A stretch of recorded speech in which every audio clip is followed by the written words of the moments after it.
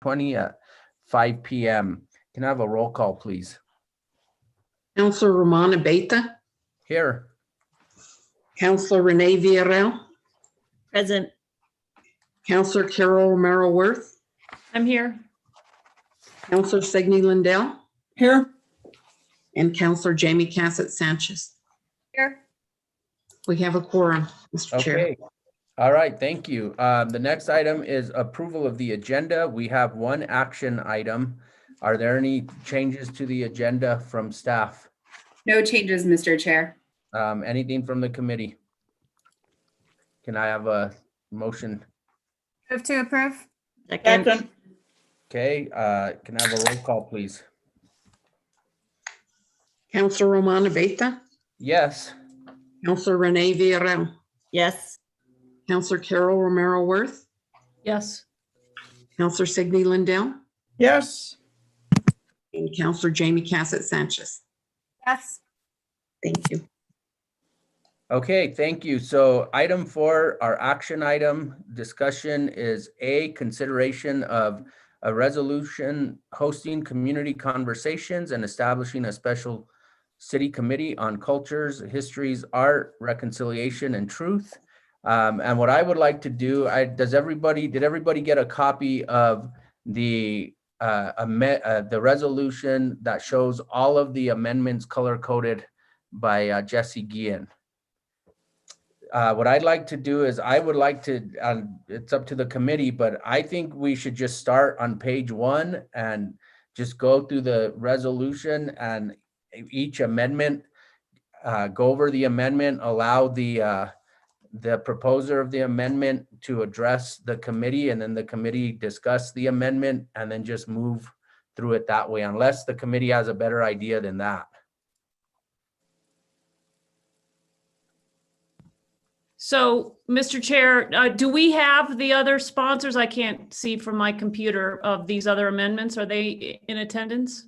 I believe they are, with the exception of maybe Councilor Rivera, where some amendments may have come out of his committee. Okay. And just to be clear, any motions that are made would have to be made by a committee member, correct? Yes, by a committee member and then voted on by the committee itself. Okay. Okay, so any other ideas or suggestions, or should we try to proceed that way and see how it goes? Okay, so let's proceed. I will read Chair. from, yes. Just one thing that we do need to discuss is the FIR later after we go through the language. Okay. Good idea, yeah. Okay, we'll look at the FIR afterwards. Okay, so the First Amendment is on page 1, and it has to do with the first whereas. I'll read the whereas and then the amendment. So page 1, line 15, whereas the city of Santa Fe City recognizes the political and cultural divisions in the United States at this time and has observed the destruction of the Soldiers Monument, which is the obelisk on the plaza. And we have an amendment to add to that the removal of the Don Diego de Vargas statue from Cathedral Park and the boarding up of the Kit Carson Memorial. Do any committee members have any questions for the makers of that amendment, or is that something that we think is fine the way it's been proposed? So can we go back to process for a minute? I'm sorry, Mr. Chair. Yes. I thought you were going to take these amendments in their whole, not go. So the problem is, if you go page by page, you've got different amendments offered by different people. So I don't know how we're going to do that, because I think we need to consider the amendments by the different people in a whole. So can Right. can we go through can we identify those as we get to them though? And can we go through these ones that don't? Because if there's if there's no discussion on this one, then can't we move on to, I mean, or does someone really object to this language? So it seems to me though that we should go through, for instance, on this, Amendment D contains this particular language, right? So we Right. should do all of Amendment D, all of the purple on Right. on this. And I don't know, does the public have a color-coded sheet, or is it going to be really confusing? I don't know. It might be really confusing, but we can, so do we want to take up amendments A and then B and go in that order then? I think we need to discuss them as they're offered and in their whole, because, I may not have a problem with this particular piece of this purple or Amendment D, but I may have a problem with other parts of it. So Of it's not Amendment D. offered. Yeah, it's not offered. I think we Okay, need I to consider it in understand. the way that it's offered. Okay, Councilwoman Villarreal. Thank you, Mr. Chair. Just want to get clarification on this. So there is a way to vote on parts of an amendment sheet as a whole, because there's some of us that probably agree with some of the changes, and then maybe part of the other changes in one amendment that we don't necessarily agree with. So I'm trying to figure out the best method of how we can still vote on parts of a full amendment, like in this case, Amendment D, so that we don't disregard some of the language that actually isn't, it's more semantics, it's more just changing language versus like the membership. So what are our options to do that? I mean, even if we present it as a whole, I still think should be an ability to vote on each piece of that whole. Does that make sense? Because, some of mine, I'm just thinking of mine, some are just language changes that don't really change substantially the resolution. And then when I get down to my amendments to the membership, that may be different and maybe not everybody agrees with those adjustments. So I'm just trying to figure out, without completely eliminating a whole amendment, how do we do it so that parts of it could be considered? And that's why I thought we were going line by line and considering each amendment, even if it was part of a whole. Mr. Chair, I think what we can do is we can say on Amendment D, we like pieces of it, and then we would have to draft, get it drafted, the pieces that we like. Because it is offered, the amendment is all the, and in some of these amendments,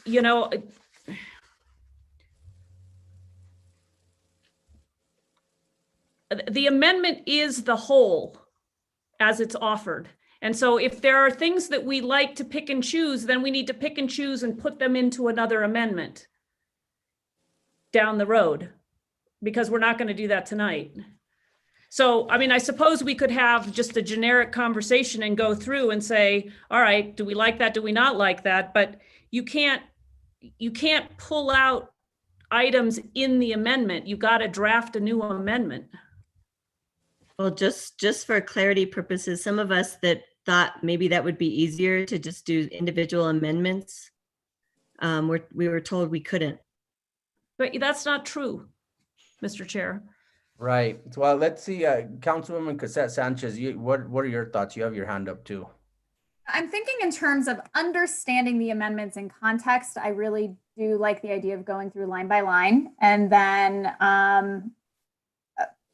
I don't know what happens when we come to voting, apparently. But, that might be the piece, is that we are voting and pulling parts of the amendment out. But I think in terms of really getting a good discussion going on what the amendments are and how they impact this resolution, going line by line will make the most sense for me, for my process. And I would imagine for potentially people listening or watching. So that was kind of my intent. Can we go line by line and then maybe identify the ones that we want to have more discussion on or go back and forth on when we do make a motion? Because my hunch is there's probably, I could be wrong, but maybe 60-70% of these amendments that maybe we're all okay with, and there's maybe 4 or 5 of them that are gonna, take a lot more discussion, and that's where we're gonna go back and forth. Because like for example, I don't have an issue with the language, the removal of the Don Diego de Vargas statue from Cathedral Park and the boarding up of the Kit Carson Memorial. Does anybody else? So, Mr. Chair, Yes, maybe what we do is we go through this line by line with the idea that we are crafting a finance committee amendment, if assuming we can all agree on it. But then we'll have to, ask that it be drafted in a way that it adopts all these different items. right. Yeah, I mean, isn't that in a sense what the other committees did? They kind of had their Well, different see- drafts. See, but again, the numbers within the amendment are not individual amendments. The amendment as a whole is the amendment. So we would you're have to saying- draft, So you're saying sheet D with the 11, that's one amendment correct.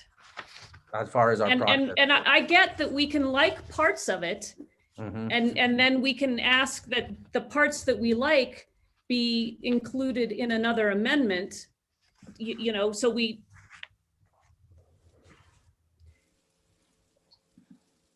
I don't know. Right. The other thing is we can go through it and we can identify the things that doesn't cause anybody heartburn, and, down the road, and then, we can work to have those things adopted into a new amendment that can be offered at governing body.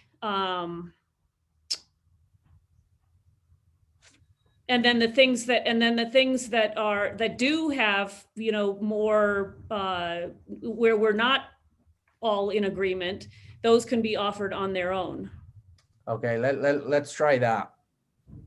Mr. Chair, Yes, can we ask Jesse Guillen about that? Because that was my original idea, to put the things that are just, language changes in one section of my amendment, and to have a separate amendment that would address maybe some of the more difficult membership questions.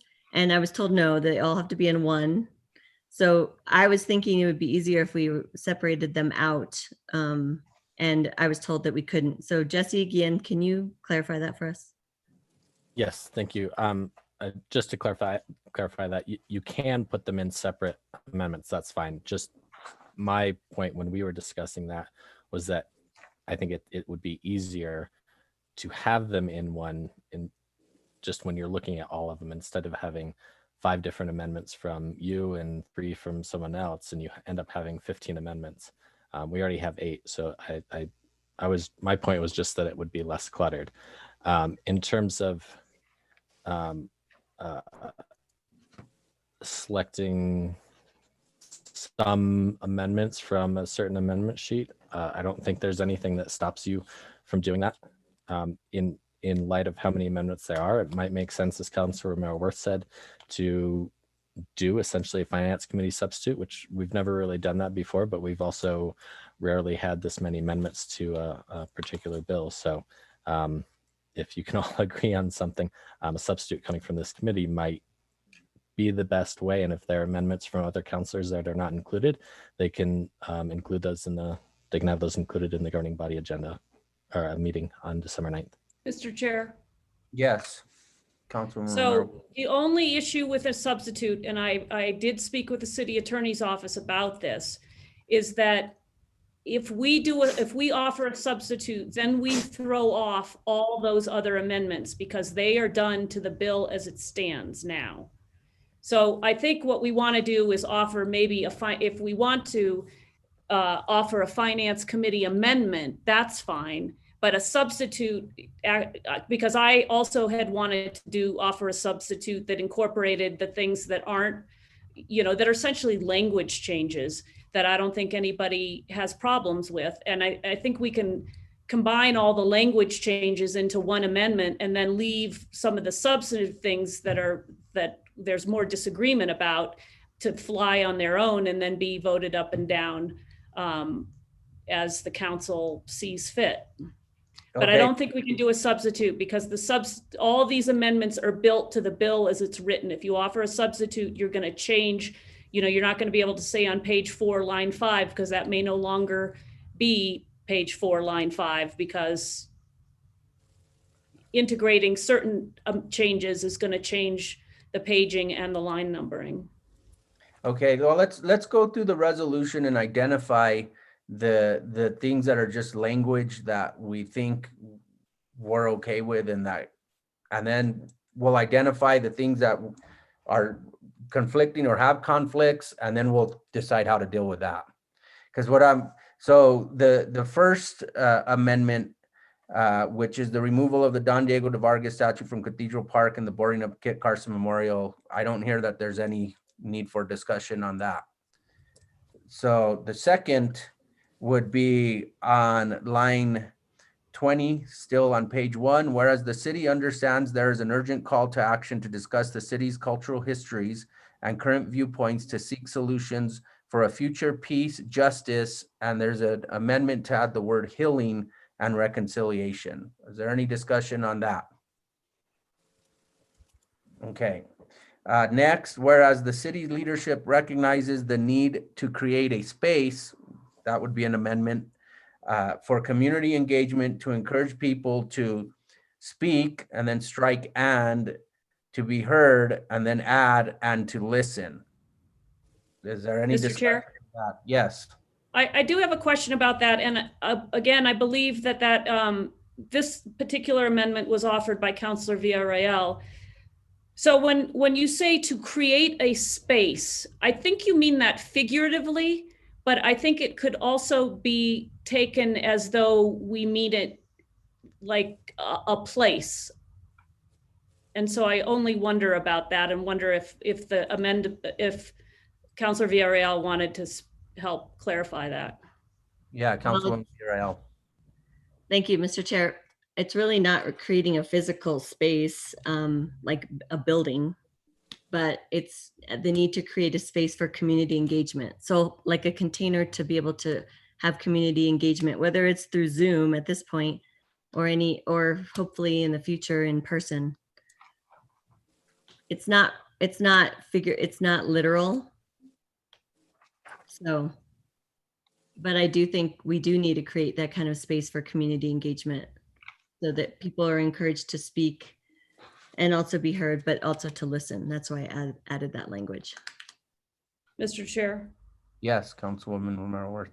So I only wonder if maybe I figured that you didn't mean a place, but I hope that other people don't read it literally. And so I wonder if there's a different way to say, to create a process, or to create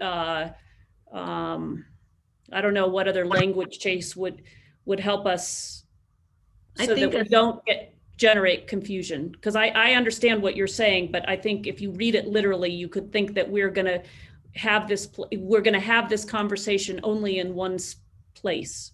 Okay, so I think if we said the need to create a process could be an alternative for that. And I just offer that. I don't know. I mean, maybe somebody else has a better idea, but I just, again, don't want people to think that this is only going to happen, say at City Hall, or only via Zoom, or only, I don't know. So. Mr. Chair, can I make a recommendation for a word to go here? Yes.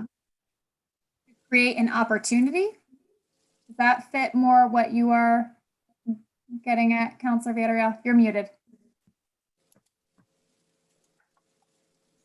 I wasn't talking, I was talking to myself. Let's see, I was reading it out loud. The city's leadership recognizes the need to create an opportunity for community engagement. I don't know if it's an opportunity. I feel like it's a process. Like we could use process. To me, it's a space that, like a safe space is what I'm thinking. It's minor. Don't shake your head. That's what I'm saying. This is how we're gonna have to go through these like semantics. I mean, I'm okay with either way. Opportunity, process. Okay, so Councilwoman Villarreal, it's your amendment. What word would you want to? I'm fine with creating a process for community engagement. Okay. Okay. So then, This is how it rolls, whether it's tedious or not. This is how we have to do it. okay, and then we're okay with the remaining, the other amendment to this sentence, which is engagement to encourage people to speak.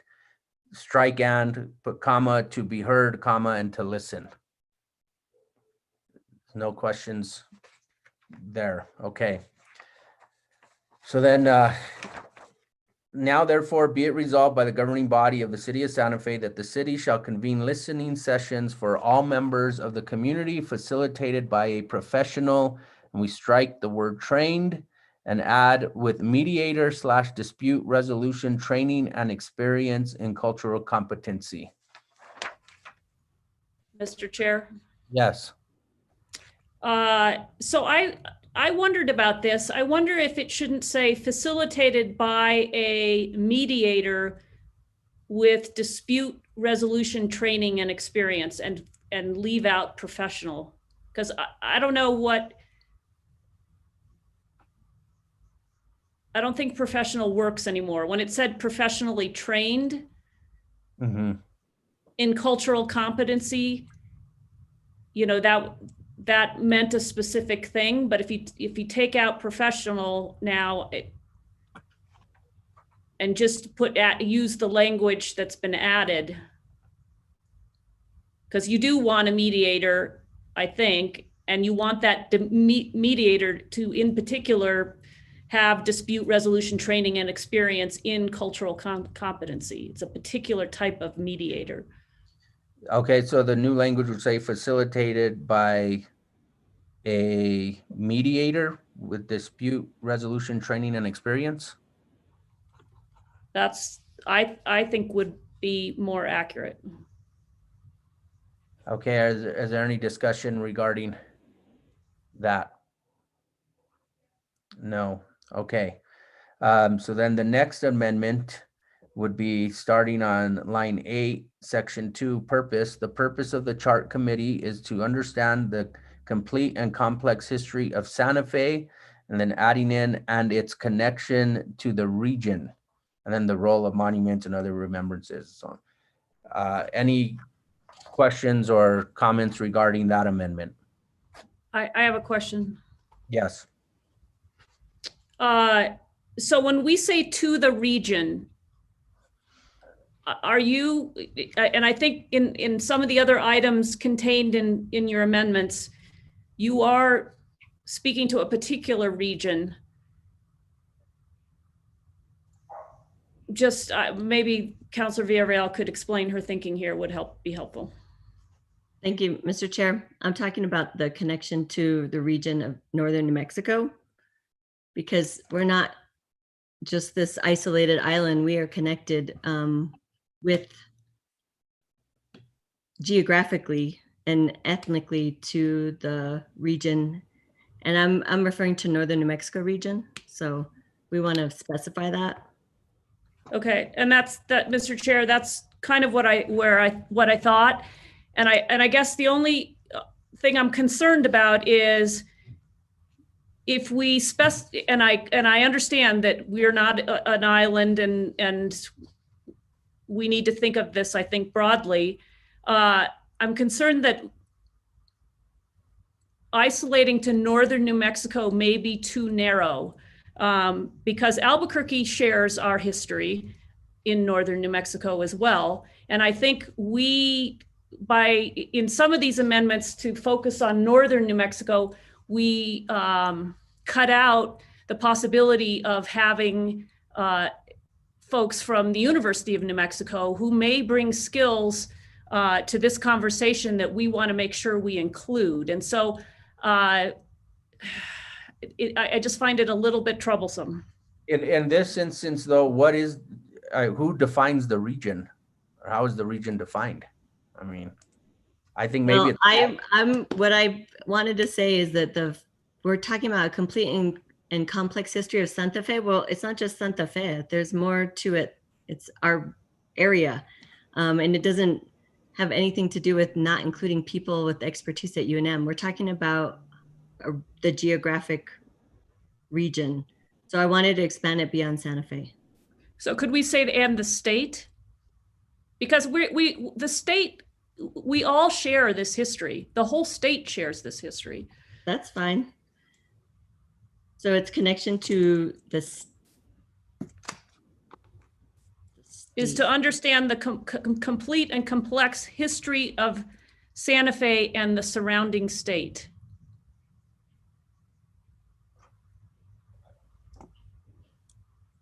And, or maybe you just say, and its connection to the surrounding state, Yeah, I think you or leave, to other regions of the state.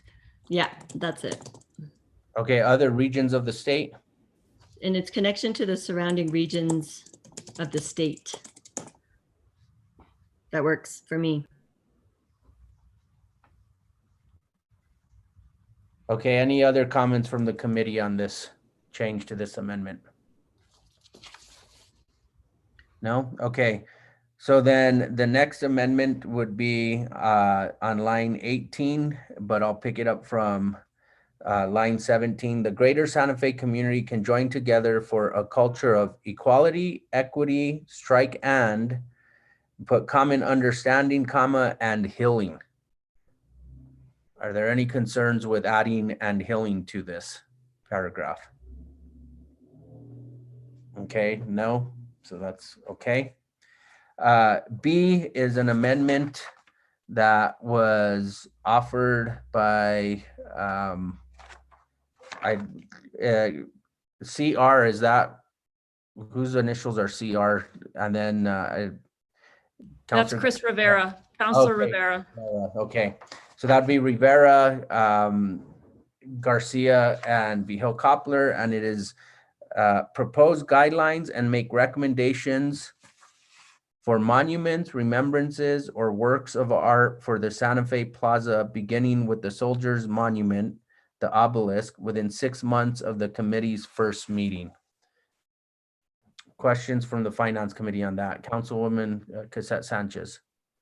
I'm not sure it's much of a question as I Or, yeah. disagree with this particular amendment in the sense that I understand that right now we feel this extreme kind of need to quickly resolve the center of the plaza, but I do worry about taking away from the process and kind of going back to the understanding that the incident on the plaza is not a isolated incident. It is not a unique, completely devoid from what we were talking about earlier of the various histories and pieces that are coming into this. I would prefer to let the committee decide if they feel that there is other work that needs to be done first before coming to a conclusion about what is going to be happening at the center of our plaza, knowing that there is so much that is that there's so much meaning there, and that I really want to make sure that that is a thoughtful process. So I do have a concern with putting that in within the first 6 months before, and making it a priority before perhaps some other things that need to be discussed, looked at, explored beforehand. Mr. Okay. Chair, Yes, Councilwoman Romero Worth. I can't tell from our panelist thing which hands are old hands and which hands are new hands. So are you using the hands, the blue hands? Yeah, as best as I can. Okay, all right, just didn't know whether I should be raising my hand or not. But so I guess if I could ask Councilor Cassett Sanchez, so is it the time frame that you're objecting to more than the adding language that suggests that this committee should be making recommendations with regard to monuments, remembrances, and works of art? Just sort of that big picture, but let them do it in the time frame that they identify and figure it seems logistically correct. Yes, that is precisely it. I do absolutely think that this is an important vehicle, and this is an important outcome of this committee, but it's the time frame that I do have concerns with and would rather not put a time frame on it for them, except for the final time frame that we have of, what is it, December 2021, I believe. So, and I guess so that helps. So, I mean, I just wonder if we could strike the time frame, but also add, I think, to your other point, which is it's more than just the plaza. It's, as we added to the beginning of this resolution, it's the Don Diego de Vargas statute and the Kit Carson Memorial. I mean, and it's really all of our statutes and memorials. Like, how are we going to make sure, how do we tell a more comprehensive story of our history? So how do we expand that language so that, again, we broaden it to not just the obelisk, but the bigger picture of our shared history and the complexity, and make sure that we tell the story more comprehensively. Right. Yeah. So maybe Well- something, oh, I'm sorry, Mr. Chair. Go I ahead. was just gonna say, well, we consider that we have both of the makers of these amendments who joined us. If maybe we want to hear what their thinking is behind the 6 months before we decide on this. Councilwoman Cassette Sanchez, do you want to make a comment, or do we want to hear from the amendment makers? Let's go ahead and hear from the amendment sponsors. Okay, let's start with Councilor Garcia, and then Councilor Vigil Koppler's with us also. Councilor Garcia. Thank you, Mr. Chair. I appreciate the discussion on the matter. And this had been brought up in a prior committee meeting, and the group that were the makers of this motion, went back, reconvened, and discussed the matter. And we strongly believe that there needed to be a time frame because this is a pressing issue for our community. And we felt that we needed to get some action quickly. That's what the community is calling for. And this is what this amendment purpose is that we began this process. And if we leave it open-ended, this committee is scheduled to not cease until the end of 2022. So that's basically leaving it open-ended for 2 years, which would be So, completely Yes. Mr. So, Chair. but as I read the amendment, you're talking about 6 months for the obelisk only though, right? No, we're talking about everything, but beginning with the obelisk. The priority is to address the obelisk, and then everything else. The priority, the intent of one of the big intents of this chart committee is to address the obelisk, the Don Diego statue, the Kit Carson statue, and any other location throughout the entire city that has been called for removal of. We've seen names set for the removal of the De Vargas Mall. We've seen for names removal from streets. And this is a bigger and broader discussion that needs to happen, and it can happen over the 2-year time span. But the intent is that within 6 months, we can at least have some tangible results, in the sense that we can determine what the future of the obelisk is. And then the future Mr. of Chair? the Councilwoman Romero Worth. So I understand that. The thing that I have to say, I may tend to agree more with Councilor Cassett Sanchez is that what I worry about is coming to decisions before we've given enough time for the community to be heard, to speak and be heard and to be listened to. And for us to set that artificially, we might not be ready yet as a community to decide what should happen in those spaces, because people haven't had enough time to speak and to be heard and to be listened to. And that piece I find really, really important to the process that we're creating here and the work that we want to be done. It's like coming to a conclusion before everybody's had a chance to weigh in. So that's what concerns me about. I mean, I understand that people want us to make some decisions here, but I don't want to make decisions before everyone has had a chance to be heard. Okay, Councilor Garcia, one more time, and then I want to hear from Councilwoman Vigil Koppler. Thank you, Mr. Chair. As I mentioned earlier, the makers of this amendment felt that this could be done in 6 months to make the decision whether the obelisk should stay there or be removed. We felt that that decision could be made within 6 months. Now, what the future is after, what if let's hypothetically say that the decision by the community was made to remove the obelisk, that's where we can utilize the duration of the time period to determine what that space would look like. We're not saying we need to define the space within 6 months. We need to make a determination what is going to happen with that space within 6 months. And we felt 6 months was sufficient for this committee to organize, hear public input, even if that's their first 6 months of their job. It could be done. And we strongly felt that without this making a priority of this committee, then it could draw out to 1 year, 1.5 years, 2 years, which would be a complete disservice to what this committee should be doing. And it's not what the community is ultimately asking for. And that's all I've got, Mr. Chair. Thank you. Okay, thank you. Councilwoman Vihel Coppler, did you have any comments on this amendment? Yes, I do. You know, I think, well, I echo Councilor Garcia's points on the obelisk.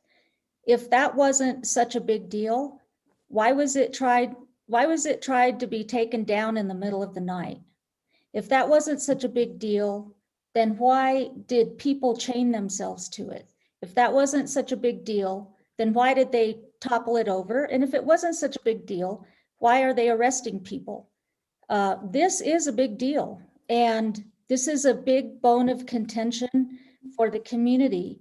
The other thing we haven't heard anything of, and I thought the city attorney's office was going to research it, was the rules surrounding this monument.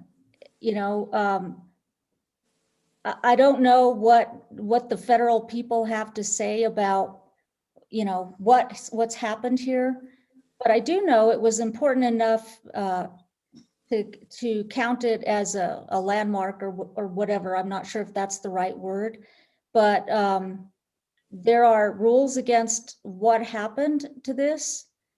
We haven't heard yet on that, but you know, it is a big deal. And I, for one, being born and raised here and having had many times as a child around the plaza for fiesta and for whatever else, I don't want to see that thing boarded up for 2 years. That's unacceptable.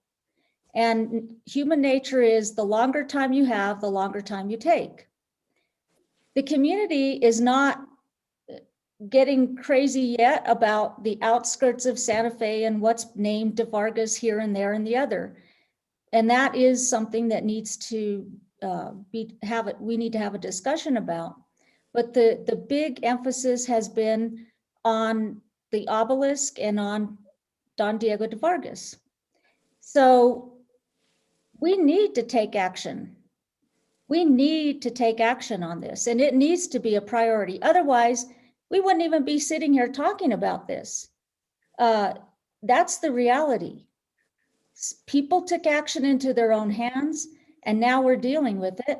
And I think we need to make some progress on this, because I can't believe that any of you sitting here is going to want to see those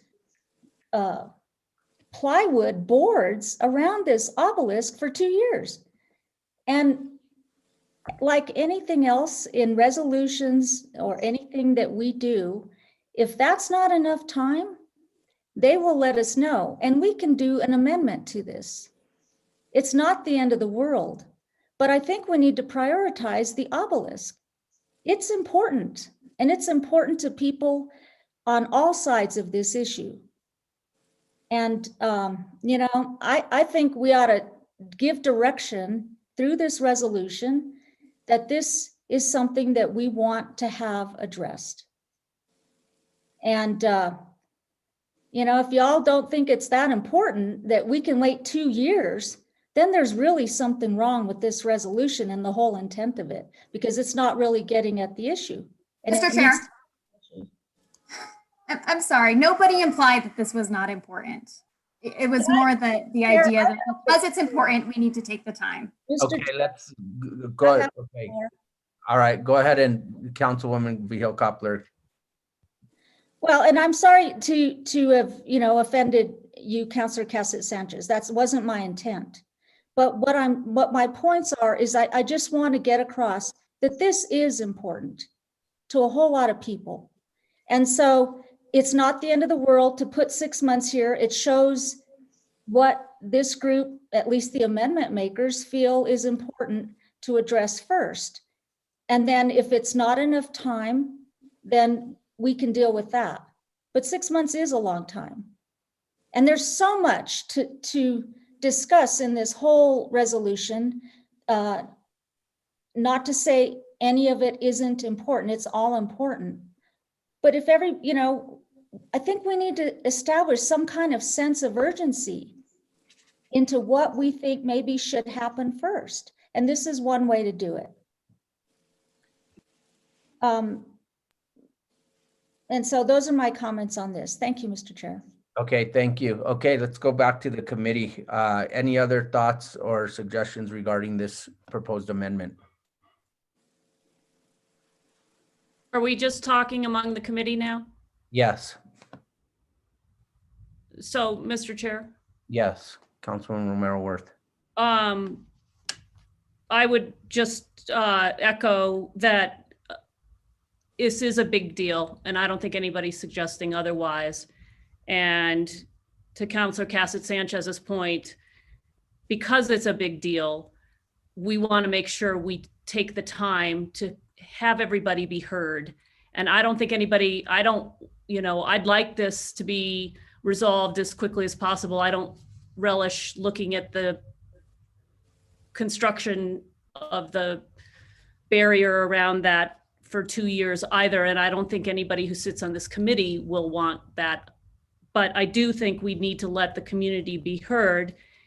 And I would agree with the amendment makers that this is something that needs to be addressed, which is why we are creating this committee and this process to address it. But we also have to allow the proper time. And it's not just about one monument. It's about how we tell the comprehensive and complex history of our community in a fair and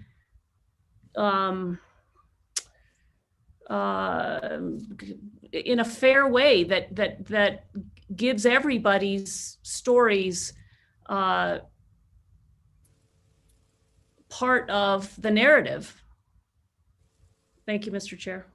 Okay, Councilwoman Villarreal, did you have any comments regarding this amendment? Councilwoman Cassett Sanchez raised her hand before me. Thanks. Oh, okay, Councilwoman Cassette Sanchez. Thank you, Mr. Chair. First of all, I'm sorry for interrupting. I think I've been frustrated with this process because there frequently is this conversation. Sorry, there's a kid screaming in the back over here. But that if you disagree, it's that you don't care about something or you're not listening, which I think that we need to make sure that we axe that out right now. We all care very much, hence the fact that we are having a special finance meeting specifically about this. And so I just wanted to address that. I apologize. And I want to make sure that we remember that we are all sitting here trying to do what we think is best for the community, and that everybody does really understand what the weight of this is. I think Councilor Romero Worth summed up, my thoughts on this perfectly well, that, because it is so important, for me, I see sorry, it's really hard to concentrate with a 2-year-old screaming in the background. I really see a need to make sure that the time and the energy and that the legwork is available to really unpack this, because this is not just what looks pretty in the middle of our plaza. There's a lot of meaning there. And I think it is important that we take the time to unpack it. And I think that it is important that we address it. But I do have concerns of putting the cart before the horse here. Thank you. Okay, Councilwoman Villarreal. Thank you, Mr. Chair. I actually agree with this language, and maybe it needs to be tweaked a little bit. I just do think that the community it's on their mind about the obelisk. And I think we'd have to start off with a pretty long process to understand the history of it. I think there's a lot of confusion around its history. So I think that could actually take place in 6 months or a year. And if it needed to extend, I just think that there is a need to focus on this. What confuses me about the language, though, it says propose guidelines and make recommendations for monuments, remembrances, or works of art. It sounds like in general, and then it says beginning with the monument within 6 months. Does the 6 months mean that we're making guidelines for overall monuments, remembrances, and works of art? Or are we talking about guidelines, recommendations specifically for the obelisk? So I don't know if one of the makers could clarify that for me. Okay, yeah, and part of my concern, I understand, I agree. I think we do need to probably start with the obelisk, but to pick something within 6 months to go there, I think this is a little more complex than that. That's my concern with the 6 months. If we're saying that within 6 months, we want this committee to decide what goes in there, I think that's kind of putting, you know, I don't know that is fair to do the committee or the community, but I do think it's fair to ask them to start maybe with that. But to say and have a recommendation in 6 months of what we put there, I think we might be setting ourselves up for criticism. But okay, so Councilor Garcia, can you address what your intent was with that now that you've heard the discussion? Yes, happy to, Mr. Chair. So the intent is to have a decision in regards to, does the obelisk get reestablished, or does the community decision to take it down?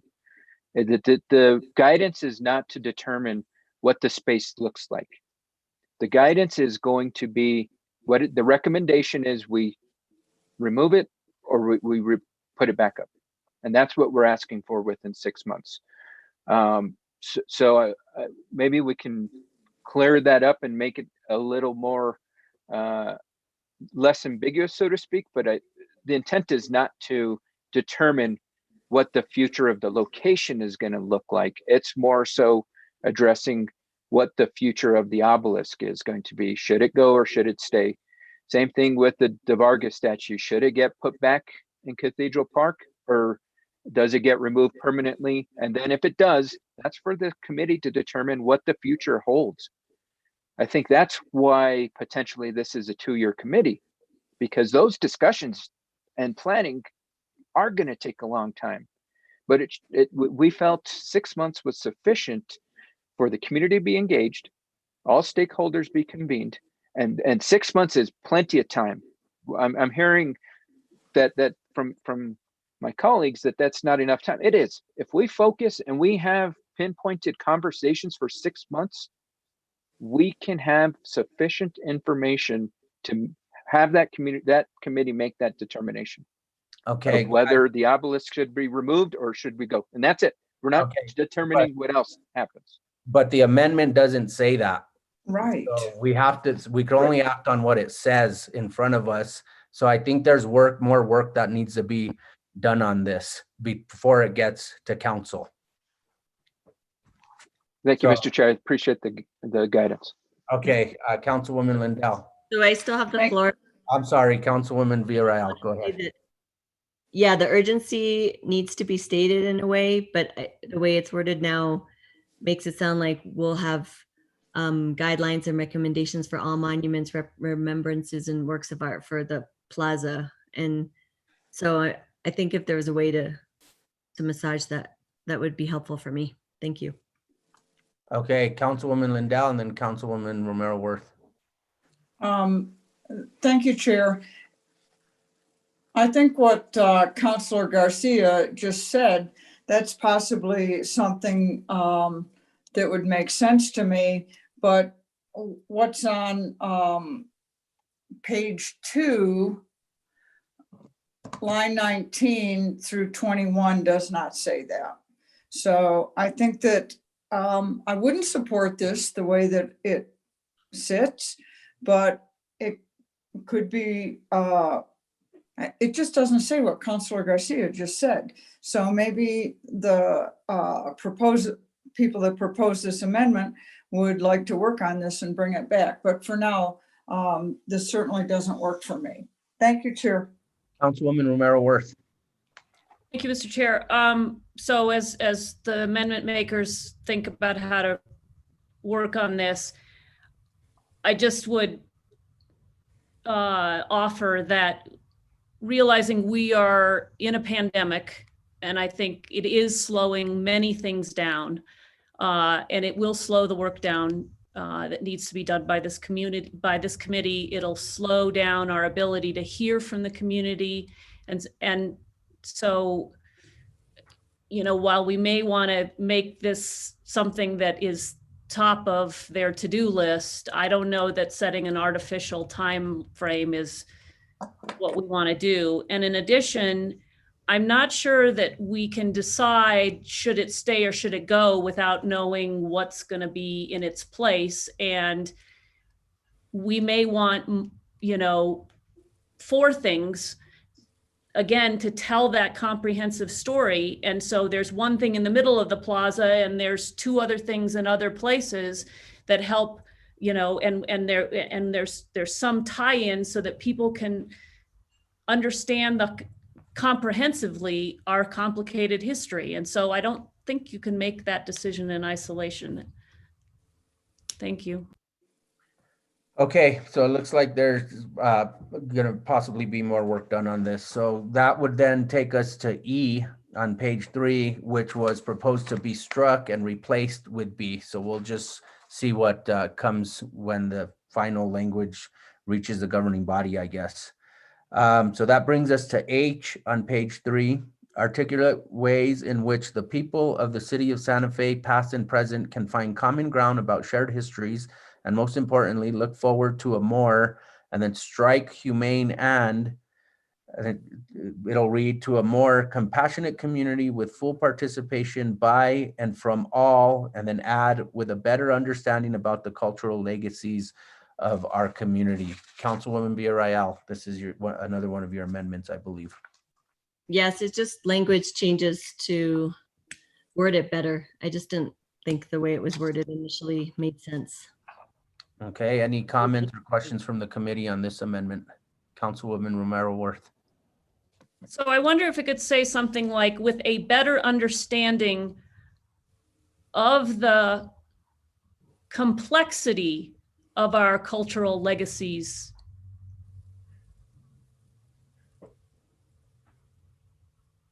Can you say that again?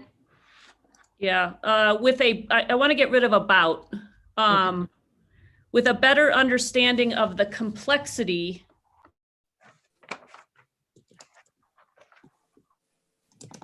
Complexities of our cultural legacies. Of the cultural legacies of our community.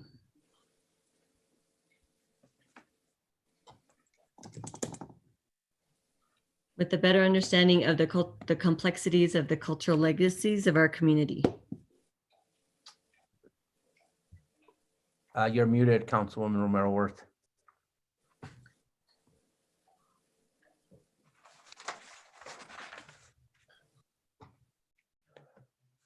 You're still muted. Councilor Romero Worth, you're muted. Sorry.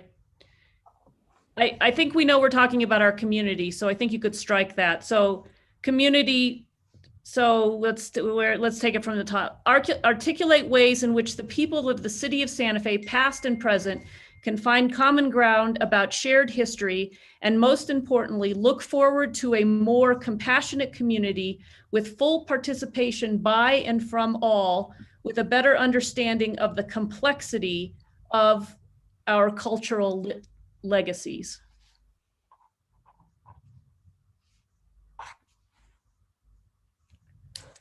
Councilwoman Villarreal. That works for me. Okay, any other comments on this proposed amendment. Okay, then we are on I, steward the storytelling of the city residents' histories that will be documented, stored, and available to future generations, and that will reflect the experiences and multiplicity of strike the and add our shared history and heritage. Any comments or questions for Councilwoman Villarreal on this language? No? Okay. So then that brings us to K, which is going to be provide and strike the word regular and add at a minimum monthly written updates and public presentations every other month to the governing body regarding the committee's progress towards completion of its duties and responsibilities, including but not limited to the availability of histories the committee compiles and the recommendations the committee makes. Questions from the Finance Committee? Councilwoman Lindell. Yeah, we don't know how often this committee is going to meet, do we? I don't believe so. I don't think so. I mean, I think it's hard to mandate that they give us a monthly update if we don't even, I mean, in time of COVID, I don't know if for sure they're going to meet every month. Maybe it's every other week. I don't know. But that's a pretty big commitment for a committee the size of what we're creating to meet every other week. And if it's just meeting once a month, I think this is a bit onerous. Okay, other questions or comments from the committee? Councilwoman Romero Worth. Thank you, Mr. Chair. I too have issues with this. I do like the original language which says provide regular, and I would almost say provide regular updates to the governing body regarding the committee's progress. I think we may not understand that the people who appear before the governing body, that is a big deal for most people to come before us. And to have a prepared presentation. I don't want them spending so much time preparing the presentations that they don't have the time they need to do the work that we're asking for. So I do think that we want to hear, we want to make sure that we're regularly updated, that we hear what's happening, but I also don't want them coming forward so often that we start micromanaging their work. And I know I heard this in some of the other committee hearings that I've watched where, it's like, oh, well, if they haven't done anything, that's fine. They can just say we met and we did this and that, and then we're going to do that and this. And then what's going to happen is from the dais or from our little Zoom boxes, we're going to say, well, why didn't you do this? And why haven't you done that? And when will you get to X, Y, and Z? And I really think we need to trust that we will appoint the people with the skills and the backgrounds, and we will make sure that we have the community voices that are important to this conversation, and then let them do the work. Let them make the process they need and take the time that is required to make these really, really hard choices. I mean, if this were easy, this would have been done a long time ago. This is hard work. And we need to trust the people that we're going to be appointing to this committee to do the work they need to do without us micromanaging from the dais. Thank you, Mr. Chair. Other comments from the committee? Councilwoman Vihel Coppler, you were one of the supporters or sponsors of this amendment. Do you want to address the committee's questions or concerns? Thank you, Mr. Chair. I do agree with Councilor Romero Worth in terms of the committee maybe feeling that we're putting too much stress on them. But again, I think we do have to trust the committee to get the work done, to proceed, to know that they're going to be held accountable. But one of the reasons for this is that we need to inform the public about what's going on. It's, it's all fine to say, well, we don't need to because we trust them, but I don't think the public will be totally in the dark. So I believe it's important, and I know the discussion with the other counselors who shared this amendment was that we needed to make sure there's accountability. We need to make sure that the public gets an opportunity to hear from this committee, even if it's just 15 minutes. This is what we're doing and such. It's a check-in. That's what it is. That's what we do with Midtown. They present, well, they're supposed to present us monthly reports, but they do that. And occasionally, I don't know, they don't appear as much before the governing body, but they do appear occasionally before the Economic Development Advisory Committee to let us know what's going on. And it's just a check-in, it's accountability. And I think we need that for the public, because otherwise they're not going to feel, see, or hear a thing.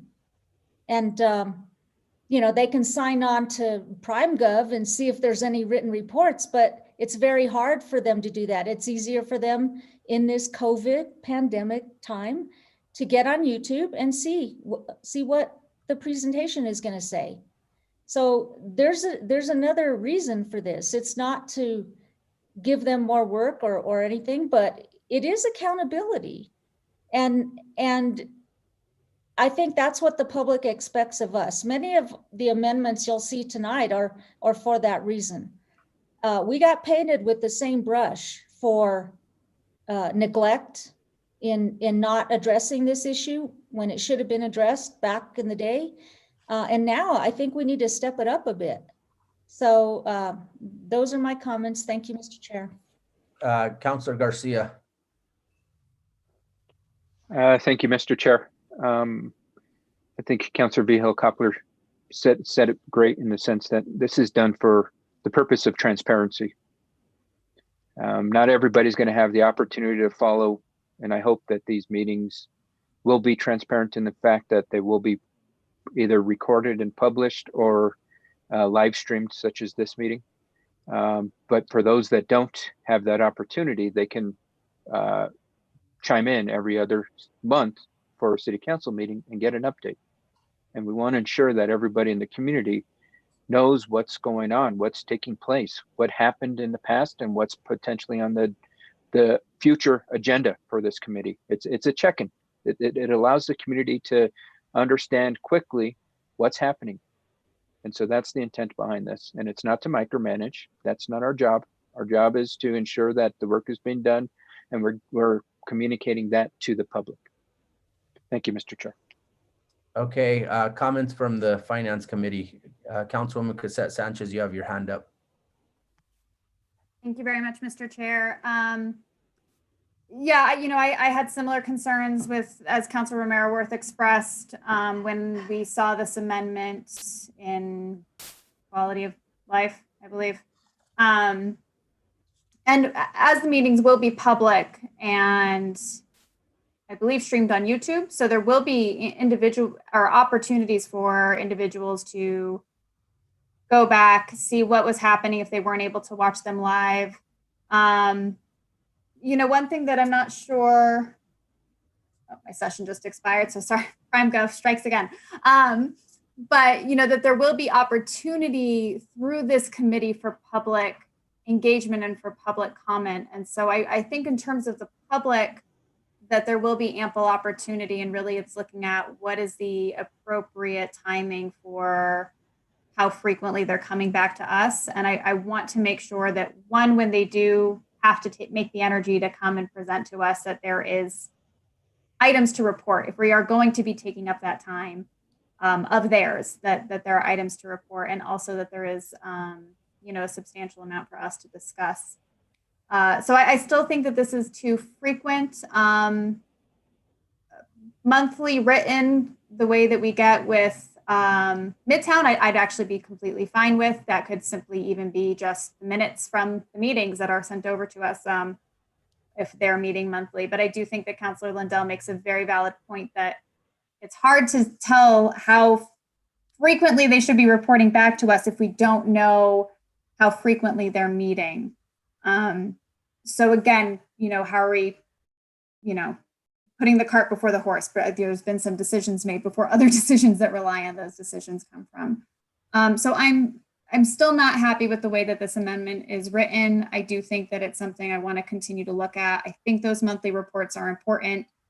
I do think that there are ample ways for the public to engage and stay up to date on this. I am sure that our local newspapers will also be watching this and be reporting on it as well. And so right now, how this is written, I am not in favor of this amendment. Okay, Councilwoman Romero Worth, you have your hand up. Thank you, Mr. Chair. I would agree with Councilor Cassett Sanchez and only add that these are public meetings. So there's not going to be people in the dark. And, the people who are interested in knowing how things are progressing will be watching this committee very carefully. And I think we all will be. And certainly the press will be watching, and I think we will know very well what's happening. So I would rather give them the flexibility to report to us regularly as they see fit. Thank you, Mr. Chair. Okay, Councilwoman Villarreal. Thank you, Mr. Chair. I think as written, it doesn't make complete sense to me. If it said provide regular updates every other month to the governing body, I'd feel more comfortable with that. So that could be an update, whether it's in written form or an actual presentation, depending on if there's substantial information to share with us at that point. But for me, this is actually for us and the public to hear if they haven't been able to watch the meetings. So if the makers of this amendment, if you would consider providing regular updates every other month to the governing body, I would support that.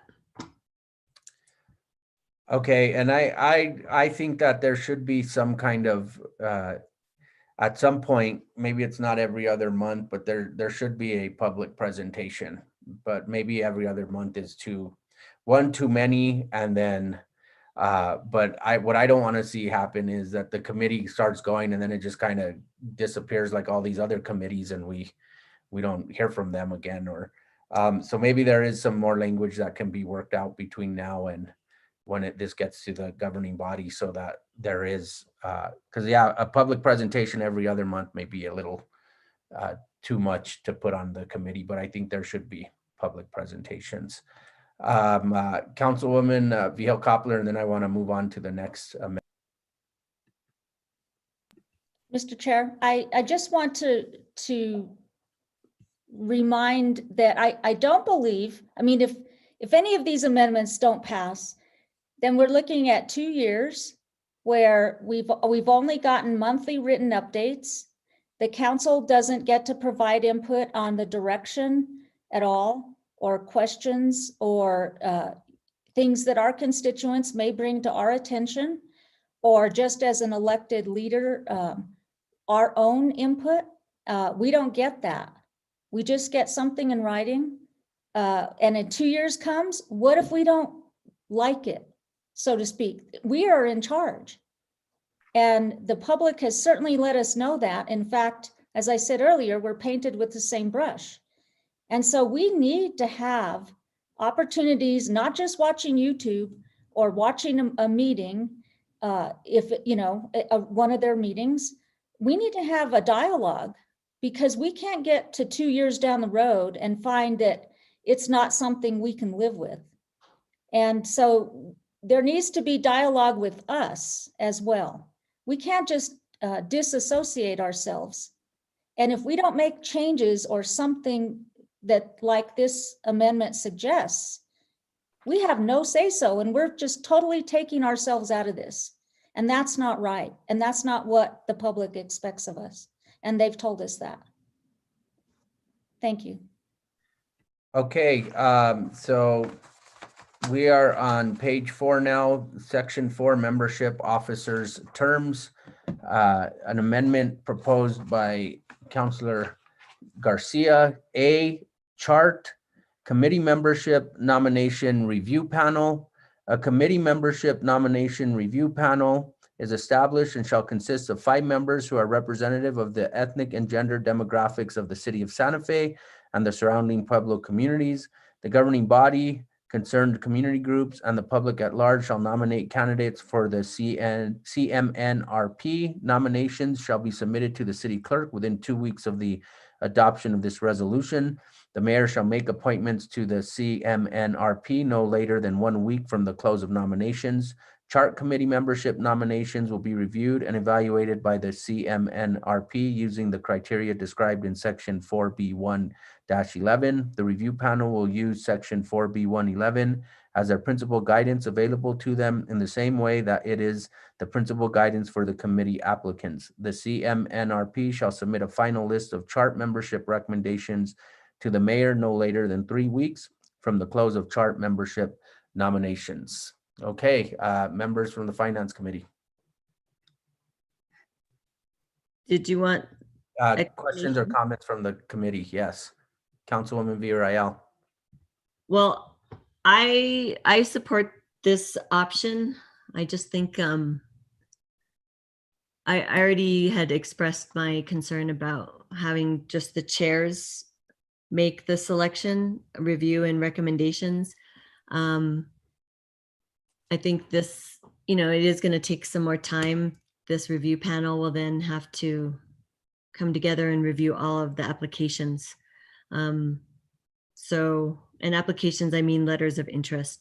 So I guess that would be the only thing I would change, is that it says chart committee membership nominations will be reviewed, but it's based on the amendments I'm considering. It would be the letters of interest that were submitted. So I did want to hear from the maker of the amendment, though, to talk about this option. Okay, any other comments or questions before we Not go to motion, the maker? amendment. Okay, I do have thoughts on this, but I'll You wait want- till we're just back with the committee. okay, Councilor Garcia. Thank you, Mr. Chair. And so I've proposed this process that will ensure to the community that it is a transparent and independent process. The concern that is being spoken very loudly by community members is that this proposed chart committee has not only been established behind doors, but members have already been picked. And I think it's pretty evident by some of my colleagues' comments that they already have individuals that they think would be perfect for this, and we need to make the space for them. And this is why it's critical we have an independent review panel select the individuals that be part of this chart process. An independent review panel is not a novel idea. This is actually a best practice process for a process that we are trying to create. For example, City of Albuquerque went through the same exact process as they're dealing with their race history and healing project. The mayor spoke greatly about the Greensboro project in North Carolina, and this should be something similar. Well, guess what? They had an independent review panel select their members as well. So as I mentioned, this is something that will ensure that the process of selecting these individuals is diverse.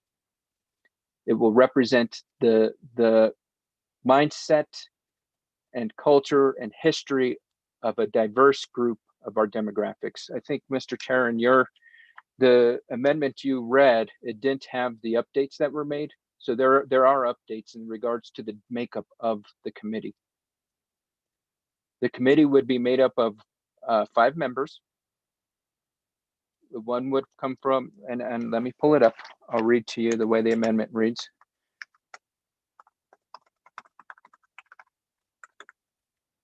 So there would be 1 member of Hispanic heritage, 1 member of Native American Indigenous heritage, 1 white member, and 2 members at large. 3 members shall be female and 2 shall be male. And so the purpose of that was to ensure that anybody and everybody that we feel needs to be represented can participate in selecting this committee. And we want to ensure that as we're working towards selecting this committee, we have the public's trust. And we want to ensure that we have the credibility as we're developing this committee. And I think with what's been proposed, not only through the current version of the resolution, but through a competing amendment that doesn't allow for that to happen. We want to look at this in the sense that we are selecting a body that is going to be developing work that is going to be hopefully impacting us for generations. And we want to ensure that we do not lose any ounce of credibility that can promote towards progress on this work. And that's why I've proposed selecting the group in this manner. That's why I've proposed selecting the makeup of it is in this manner, because it allows for everybody to have a say-so in selecting this group. And I think it will allow for progress to happen, because if it is selected by directly us, the governing body members, or if it is selected by the chairs, or if it is solely selected by the mayor, we're going to lose credibility. And I completely understand the process. It's been brought up to me time and time again. I understand our process, that this review panel is not going to select folks. They are going to make their recommendation to the mayor, who has the ultimate authority to appoint these individuals to this committee. Then those appointment recommendations then go to us as the governing body to approve them. So I think this is I honestly believe this is the most transparent manner for us to select this body. And with that, I'll feel free to stand for any questions, Mr. Chair. Okay, comments from the committee or specific questions for Councilor Garcia?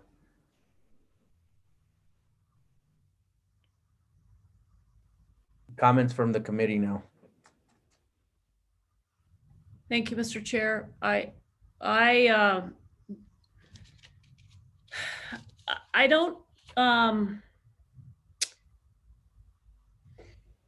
if the resolution dictates the skills that we want to include in this committee, and it says the types of people who represent the voices that we want to be at the table, and it's inclusive, I think that the public can be assured that what comes forward is going to be something we can all be proud of.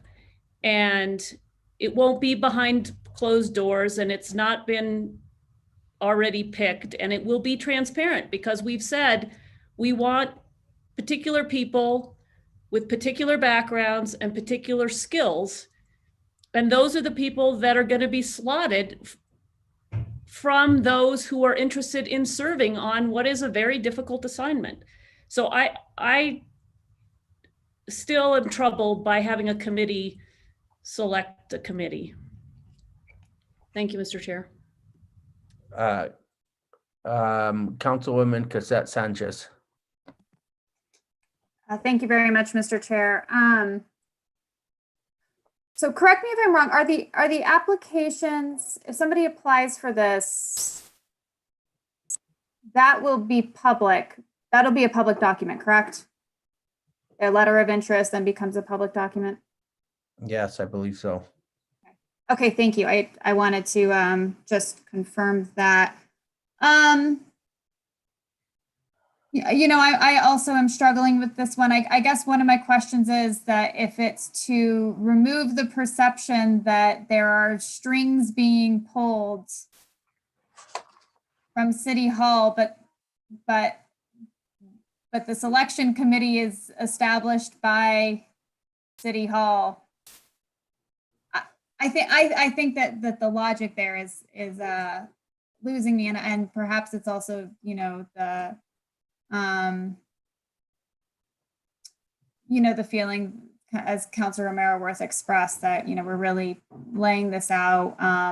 It's interesting because there's also been a lot of discussion in previous committees. Maybe this is why I'm getting a little caught off guard about counselors feeling like they're being pulled out of the process and wanting to have more ability to discuss. So I guess this feels to me that it fully does pull counselors out of the process of taking a look at who is applying and being able to put in our viewpoints on those. So those are some of my questions about this particular amendment and some of my concerns and where I'm losing a little bit of the logic behind it.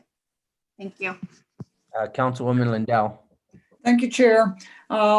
I think this adds up to an additional 6 weeks of time, which is quite a bit of, Councilor Garcia says no. So Chair, would you allow Councilor Garcia to say how much extra time it does take? Yes, Councilor Garcia. Thank you, Mr. Chair, and thank you, Councilor Lindell, for asking that question. I forgot to mention that in my comments. This only adds 1 week to the process.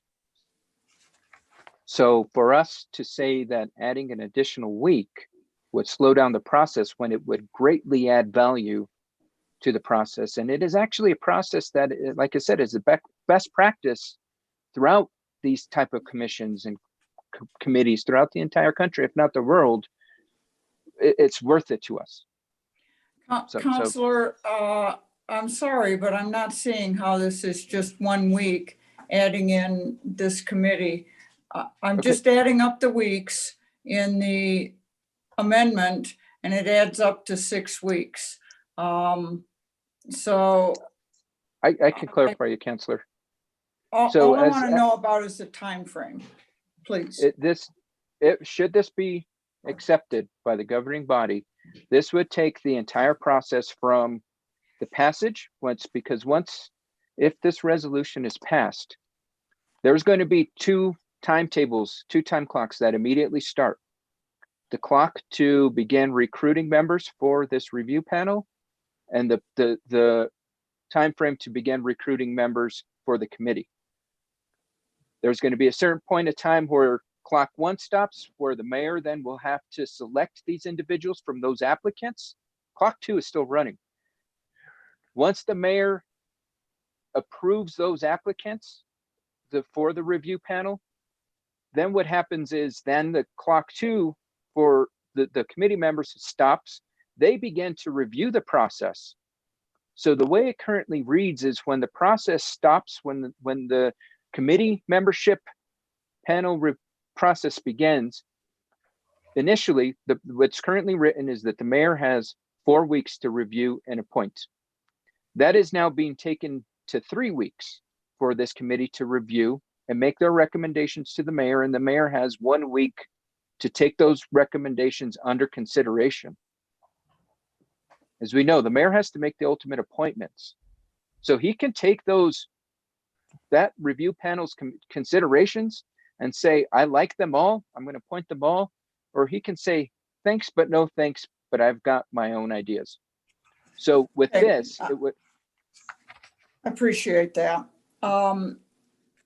The other problem that I see with this is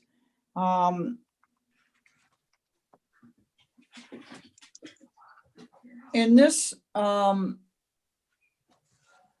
amendment, it's the mayor that makes the appointment to the CMNRP and no one else. So I think that, and then once this group makes their recommendations, then it's the mayor that appoints the committee. So I don't have a great level of comfort with this. I don't think that, I don't really think that this advances us any further than what was originally in the amendment. Making a committee to appoint the committee, I just don't see that this advances us very far. And I think that it does remove the governing body, and it makes it such that the mayor makes both appointments. So those are my thoughts, Chair. It's not an amendment at this point that I would be able to support. Councilwoman Cassette Sanchez, you have your hand up. I apologize. That's an old hand. Okay, Councilwoman Vihil Coppler. Thank you, Mr. Chair. I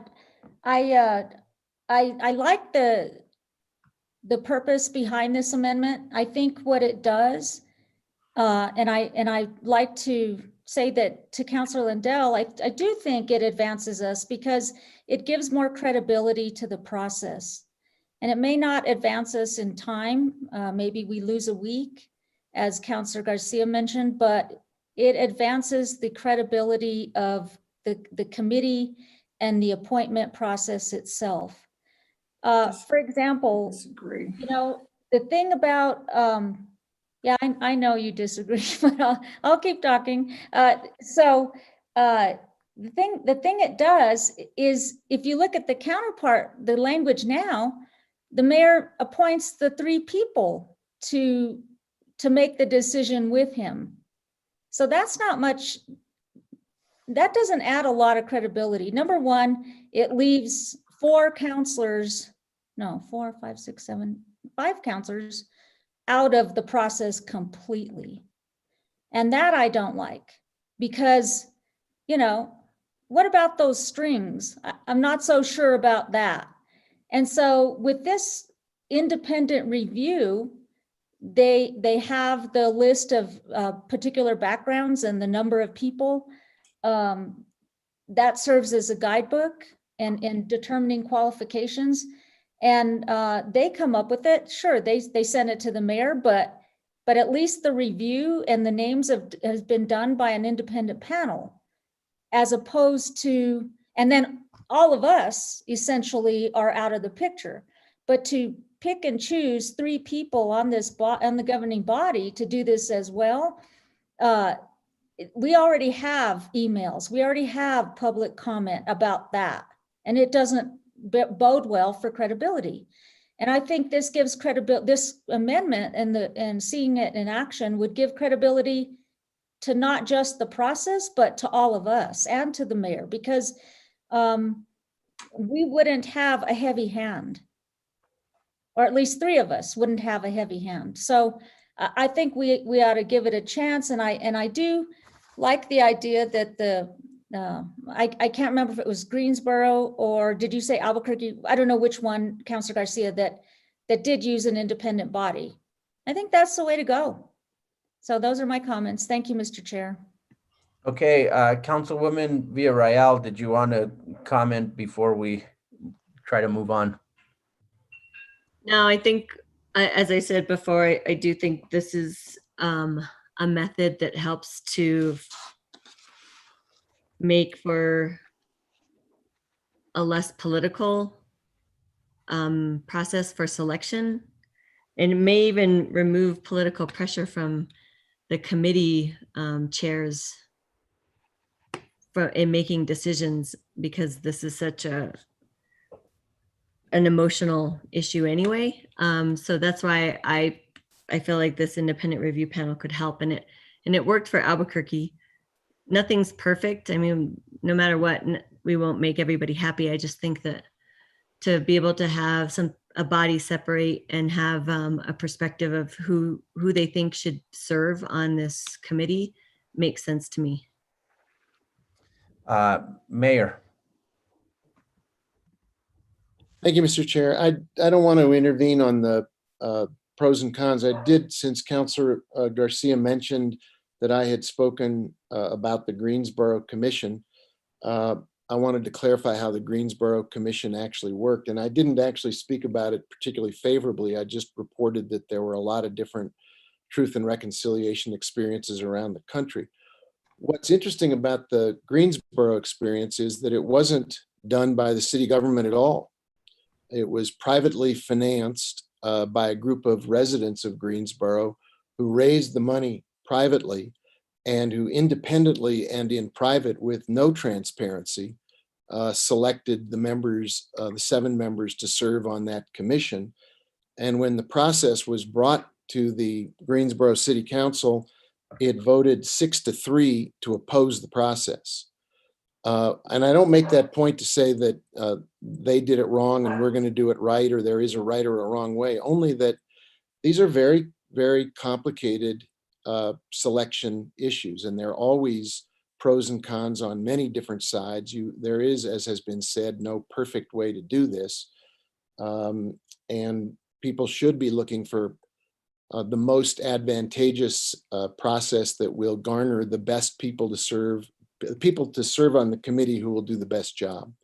So I'm not speaking to the merits of the proposal one way or the other. I just wanted to provide a little more information about the Greensboro selection process. It was actually not done by the city government whatsoever, nor sanctioned by the city government. And in fact, many people think that Truth and Reconciliation Commission, after all of its work, came up fairly unsuccessfully.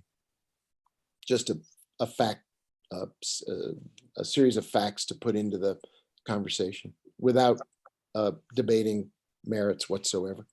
Okay, and in order to move on, my only comment would be is I tend to agree with Councilwoman Romero Worth when you look at how specific the resolution is on the makeup of the chart committee. I think that's something that I certainly will take into consideration before finally approving this at the governing body. I mean, and given that, maybe we don't even need the 3 chairs of the council standing committees to make the appointments either, because again, how narrowly and how defined the makeup of the committee is. Okay, so that brings us to B, membership. Chart committee membership shall include, and here this is going to depend on what we do on page 5 with the makeup of the membership. It could either include 21, 19, 7, or 17 members. The interested members and strike are not required, and put shall be residents of the city of Santa Fe County, or northern New Mexico. Then there's a minor strike and then it says chart committee, and then strike the members.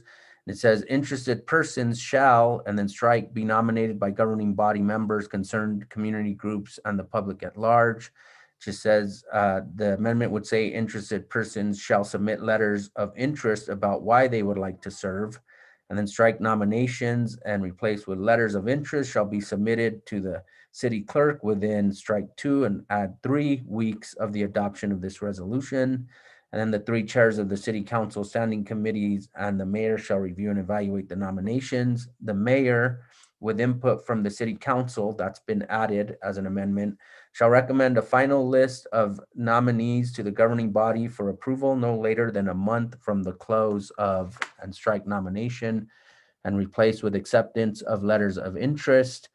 At least 8 members of the committee shall be persons nominated by members of the governing body, and then strike the mayor shall appoint the chair or co-chairs, and the full membership of the chart committee shall elect a chair and vice chair. The chart committee shall be comprised of the following members. So we'll stop there. One of these amendments was mine, and that would be the at least 8 members of the committee shall be persons nominated by members of the governing body. Councilwoman Villarreal has added language that says with input from the city council, and so maybe we're kind of saying the same thing there. And so Councilwoman Villarreal, what are your thoughts? I just wanted to clarify that language with input from the city council. I added in case none of the amendments, whether it's the independent review panel passes or the 3 chairs of the council standing committees doesn't pass. That was like backup language in case neither of those passed. And so I just wanted to make sure that somehow we had input from city council at some point. So that's probably a placeholder. Mr. Chair. Yes. So the paragraph B that you just read, there's quite a bit to unpack. So if we could just stick with this one little piece, I actually think that Councilor Villarreal's language here that says the mayor with input from the city council shall recommend a final list of nominees to the governing body for approval. I actually think that is probably the best way to go. Rather than have a committee appoint the committee, and if people are going to feel left out, if the three standing committee chairs were chosen to make these selections, I think if we say from input from the city council, I mean, we can, I think some of this was done when the Women's Commission people were being found and selected. We all had the opportunity, and I know I did. I reached out to all kinds of people and said, hey, we've got this great new Women's Commission.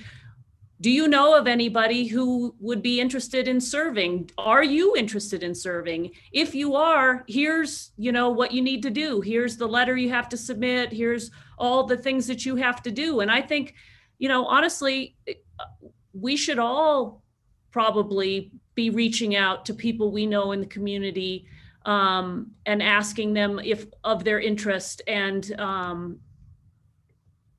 asking them for their contacts and getting people to apply. So I actually find Councilor Villarreal's language, the mayor with input from the city council, might be the best way to go in terms of how we find the people that then the mayor would figure out how to appoint. And then the council can also, argue for why certain people ought to be put on or not put on. And, then everybody has the same chance, I guess. Okay, and Councilwoman Vihil Coppler was a co-sponsor of this amendment with me, so I'd like to call on her regarding the 8 members of the committee shall be persons nominated by members of the governing body. Councilwoman Vihil Coppler. Thank you, Mr. Chair. I feel real strongly that this council needs to have a more definite say in who is on this committee. There's been no other issue quite like this, and it's not just somebody who's going to be on one of our regular committees that we have a job to do. This is a lot of more charged historical, cultural heritage, very emotional issue, and the roots go deep for a lot of these issues. And I'm not so sure that I would feel comfortable with just, input from the city council, because I'm not ashamed to say my input goes nowhere. And it's by design. And I feel more strongly about this group than I have for a long time because of my traditions, because of my heritage, because of growing up here. And all of my relatives and people before me, my friends, the ceremonies and such that I took part in, formally and informally. And I'm not willing to just say, oh, okay, let's give input, because my input goes nowhere. And I'm serious. And so this is a way, if you all don't feel that way, I understand, but I'll say it a different way too, and that is that we are being held accountable by the community. We're being held accountable to, first of all, understand the issue and how deep-rooted and emotional it is for many people in our community. And I've been involved in discussions with, about this issue with several people in our community. And if there's anything that's important, it is that we get a say so. And this is deep rooted. And I just think that I myself want to at least know that I have one person that I can say they'll represent all of these issues to the best that I think they can. And to say, just let anybody, let's throw the deck up of cards and let's see who ends up with the 17, 18, 19, 23 positions. That's just not good enough. And I think we all can be trusted to put forth a name that we feel just as strongly about as I have spoken about my perception of this. So I just think it's time to take a stand, and we are being held accountable. We're being watched by our community, and we're here to do the job that we were elected to do. And I think this committee's success is important, and it's going to depend on us. And if it fails, we're still going to be there and be held accountable by our constituents and the public in general. And we're going to be held accountable if it succeeds. So we do have to have a stake in this committee, and this is how I think we get there. Thank you. Okay, let's hear from the Finance Committee. Councilwoman Lindell. You're muted, Councilwoman Lindell. Thank you. I hear what you're saying, Councilor Vigil Koppler, but let's just rewind for a second. If I understand that you feel strongly about that, but in supporting, and I understand that completely, but in supporting the formation of the committee to appoint the committee, the governing body, the way I understand this and the way I see it, the governing body would have very, very, very little input. And the committee, to form the committee, would make nominations, and then it would be the mayor. I really don't see how the governing body fits in to that process. I am not opposed at all to members of the governing body having the ability to select a member or making the nomination of a member. And I hear what you're saying, that you feel like it's important for the governing body to have that place. But I really am unclear how the governing body has any place if we would go the route of the committee to form the committee. Mr. Chair, Yes, Councilwoman can Vigil I Koppler. address just that? Yes. Thank you. Councilor Lindell, the chart, I mean, the nomination committee would still have to follow the resolution in terms of what kinds of people would be on the committee, in terms of the background and, how it's all laid out, their qualifications as it's laid out in the resolution. If the 8-person council nominated people are still in the resolution, they would have to follow that and have that be where they either start or make sure they include.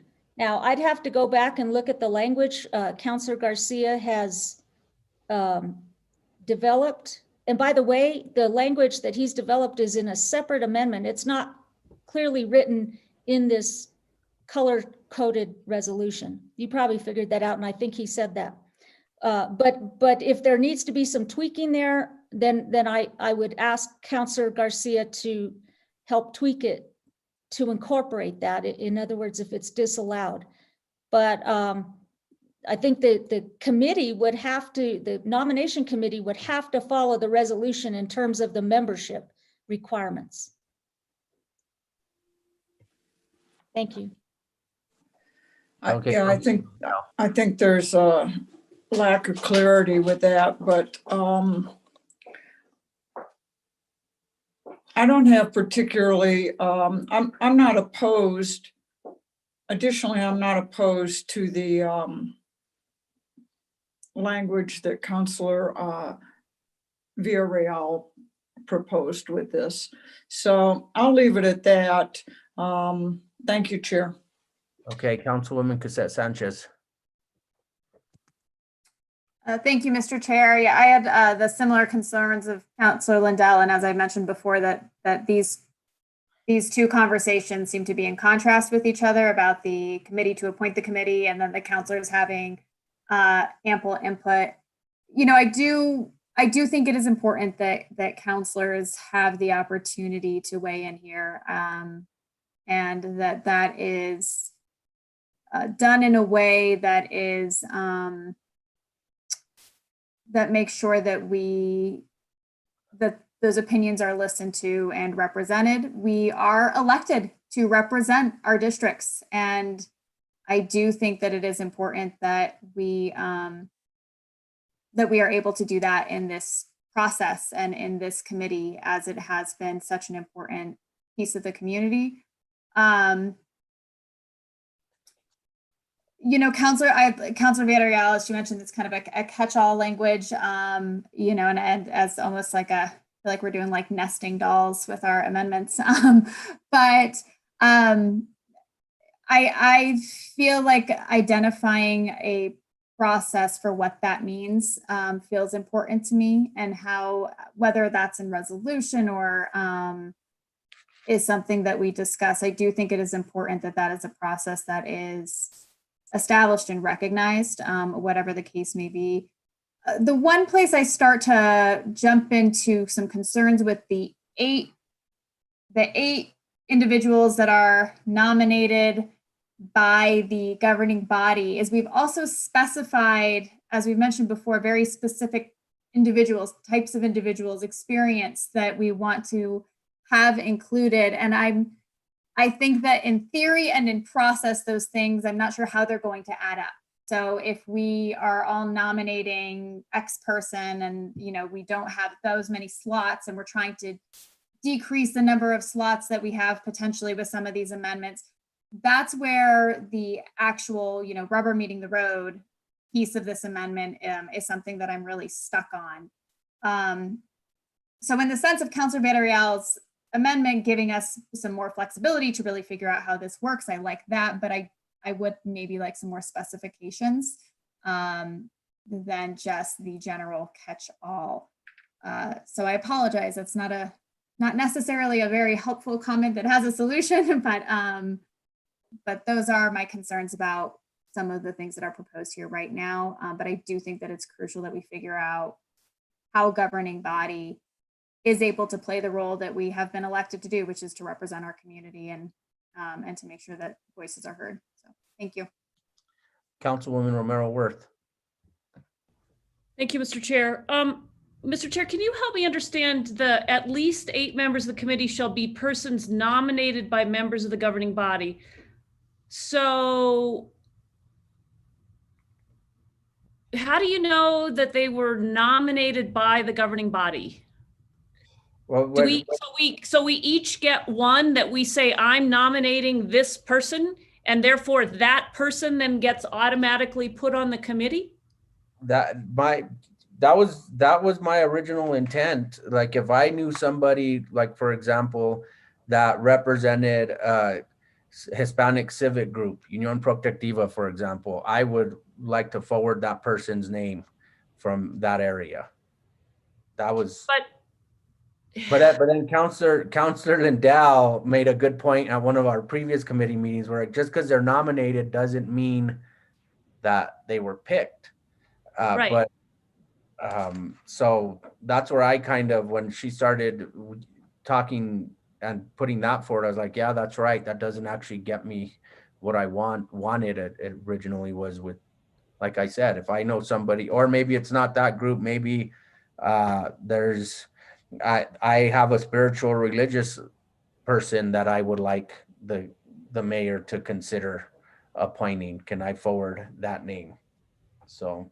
But there's no guarantee that each member's nomination will be put on the committee. So you could have, let's say, 3 counselors who have who make nominations, and the 8, as long as they're members, as long as they were nominated by the governing body, doesn't mean that each member,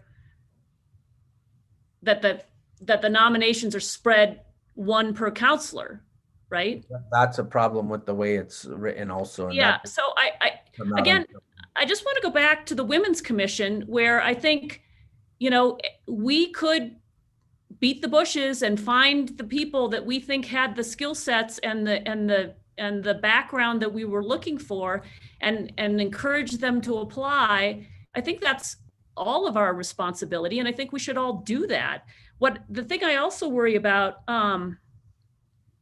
is that so we get this pool of applicants, we find these people who are going to fill all the slots.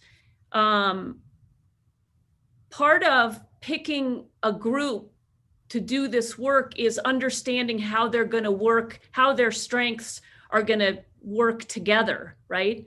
So you may have, you know, one type of person with this background, but it'd be great to have, you know, this other background. And so how do they blend? And I think Councilor Cassett Sanchez was also making this point, is like, you got to look at how all these people are going to work together, and how, you know, one may not have this strength, but they have that strength. And how do you know, select the strongest group as a group possible?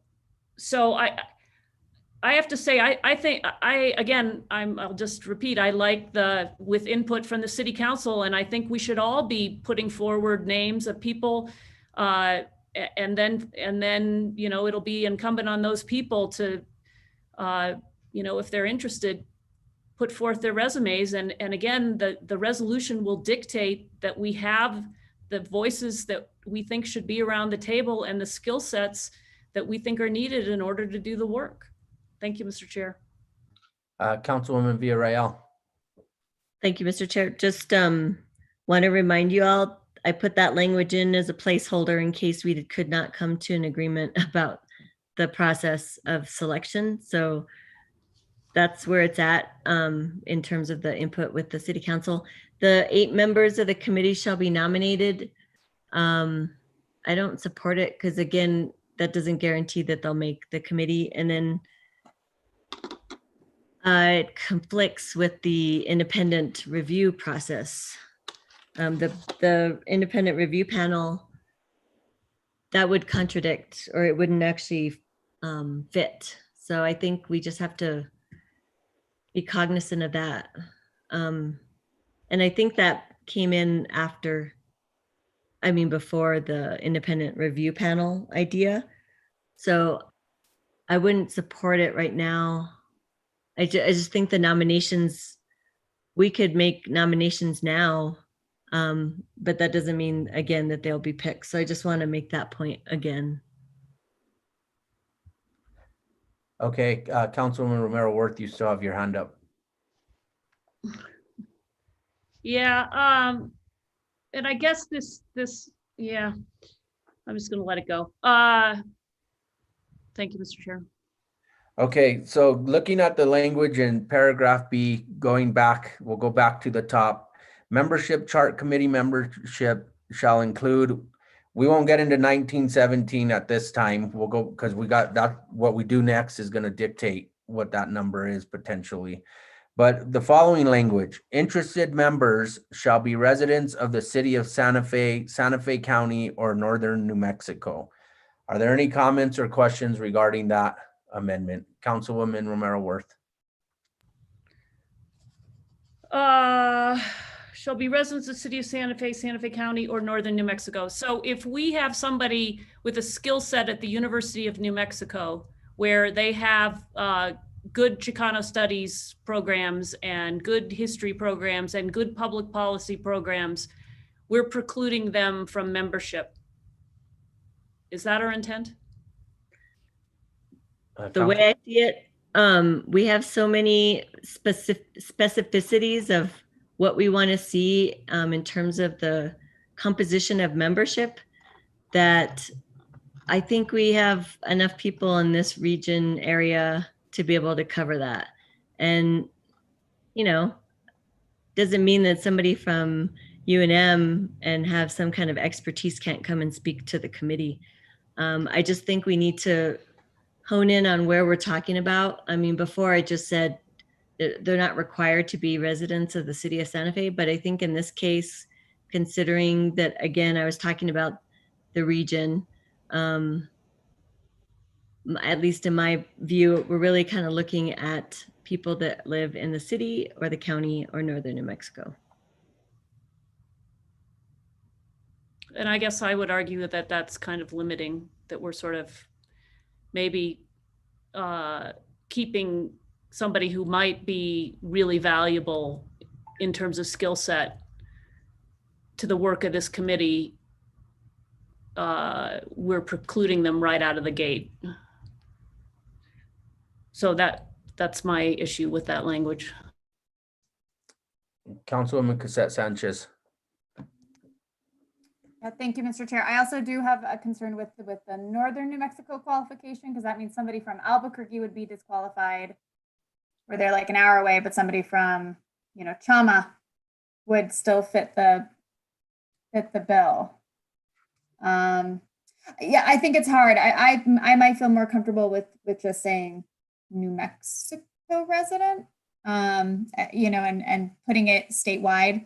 Because again, we very well may have somebody who is from Santa Fe living in Albuquerque right now. We know that we have a lot of those individuals, considering other conversations that we've had about housing recently, that might be, you know, working at the university. So would you be open to that, Counselor? Yeah, I mean, I think we should state interested members shall be residents of City Santa Fe County, or New Mexico. I mean, that's fine with me. It just, the way it was worded before basically said that the members are not required to be residents of the city of Santa Fe. And we brought up issues with that, because then that could then open it up to be anyone even outside of New Mexico. And that's, I don't think, our intention, at least not mine.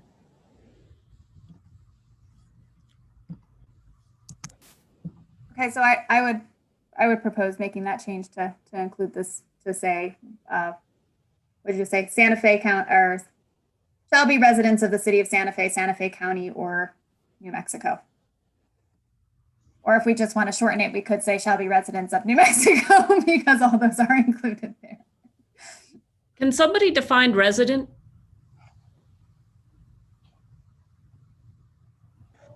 Lives here more than 6 months out of the year? Is that the technical definition of resident? It does have a technical definition, doesn't it?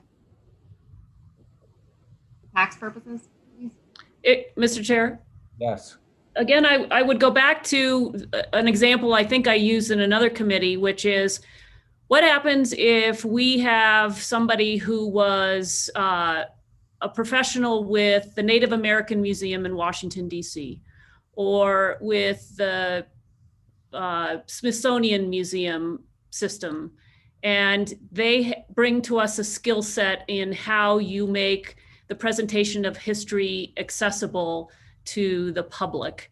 And they are retired to New Mexico, but I mean, I don't know how much time they spend here.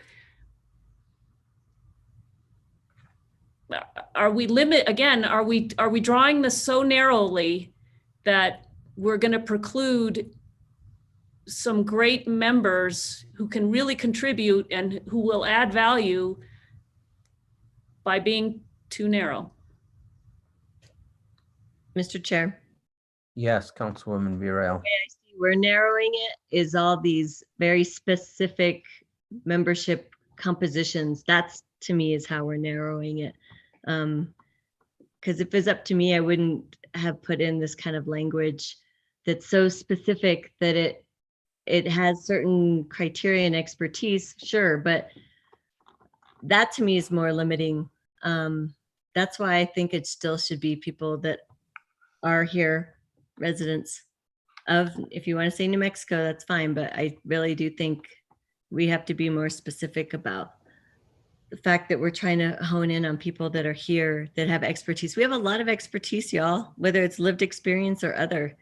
I don't think we need to think of every single possibility that is out there in the world that could contribute to this, or else we'd have a membership of 30 people. So, I mean, we're really going to have a hard time trying to narrow it down anyway. So that's why I'm trying to have some kind of specificity of the region. Okay, Councilwoman Cassette Sanchez, you still have your hand up. Yes, I apologize. That should not have been there. Okay, Councilwoman Lindell, did you have any comments regarding this amendment? Yeah, I was most comfortable with just saying New Mexico. That seems like we can beat this to death, but that ought to do it. Okay, Councilwoman Romero Worth, are you, anything else? Well, what does it mean to be a resident? Well, we always use the language anyway for every single committee, a resident of the city of Santa Fe, a resident. So we must have a definition somewhere. Okay. I guess the alternative question is, what are we afraid of? That for something, or that we think that we're going to appoint a bunch of people from, I don't know, Boston to sit on this committee? I mean, really? I think we're gonna appoint people who have the relevant backgrounds we're looking for. I don't know why I don't know what we're trying to protect against, I guess.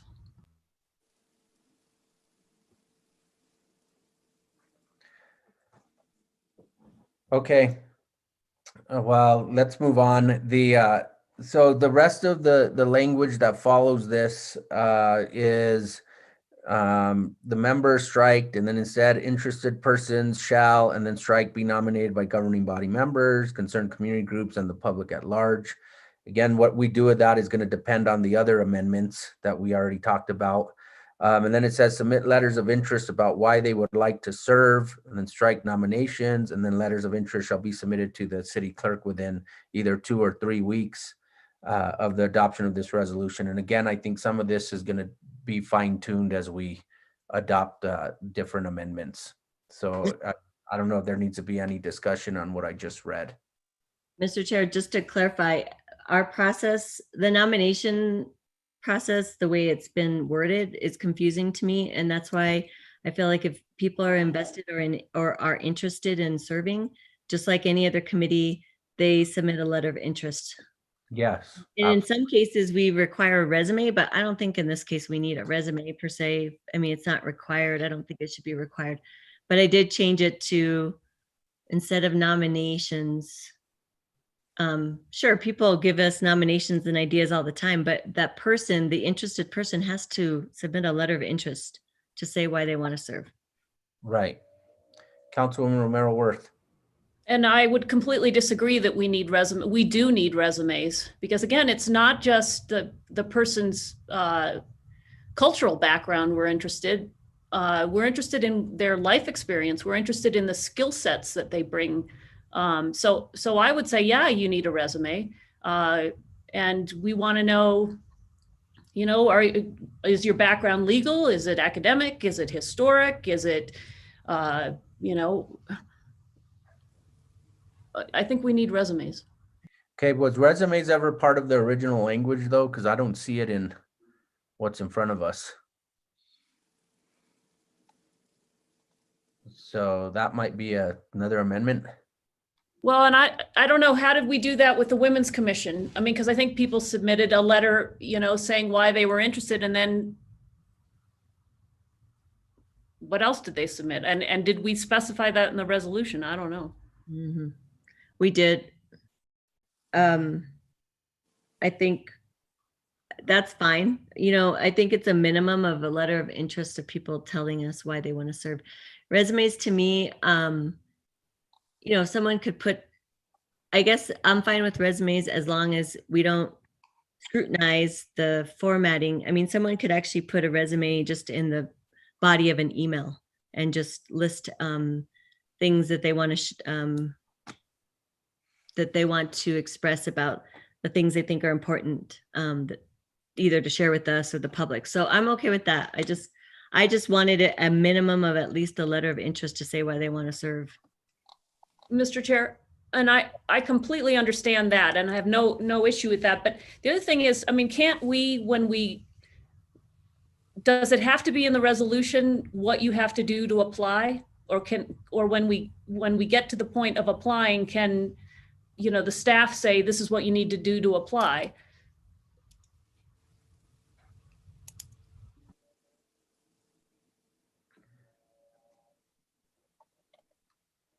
Yeah, that's, I don't know. I mean, to me, I would think if you really wanted to be on this committee and you thought you fit into one of these categories or expertise that we're looking for, you would include your resume as part of your letter of interest.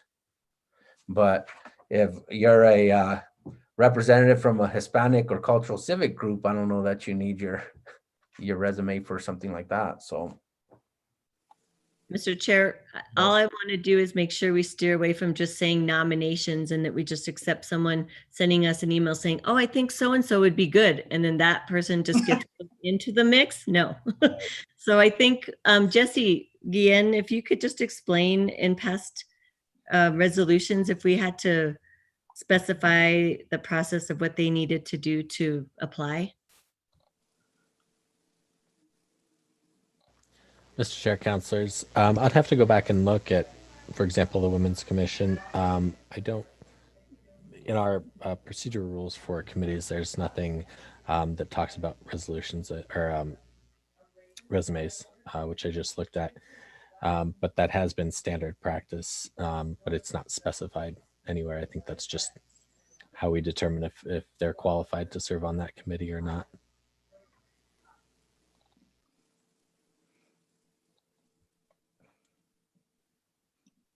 okay. Any other comments from the Finance Committee on this issue? Okay, then the end of the paragraph states it's either the mayor shall appoint the chair or vice chair, or the full membership of the chart committee shall elect a chair and vice chair. What does the committee prefer? Is the committee okay with the way the resolution is written, striking the mayor, appointing the chair and vice chair, and having the chart committee elect a chair and vice chair? Councilor Lindell. Yeah, that's fine with me. Those are the kinds of things that, you know, if the committee wants to select their own chair and vice chair, that's fine. That's how the Planning Commission operates, and that seems reasonable enough. I don't think that, I think that, you know, to remove the mayor from that is probably just fine. So, you know, if they're really, really great, then the committee can own it. And if they're really lousy, the committee can own it. All right, any other comments? Then let's go to the chart committee shall be comprised of the following members. 1, 3 representatives from Hispanic, cultural, and civic groups that are active in New Mexico. And I added an amendment, 2 of which must be based in Santa Fe County. And my concern was we could possibly land up with the way the language was written with 3 representatives from Hispanic, cultural, and civic groups that are from all over the place and not Santa Fe or Santa Fe County. So that's why I added that language. And then, was there another amendment that isn't shown here?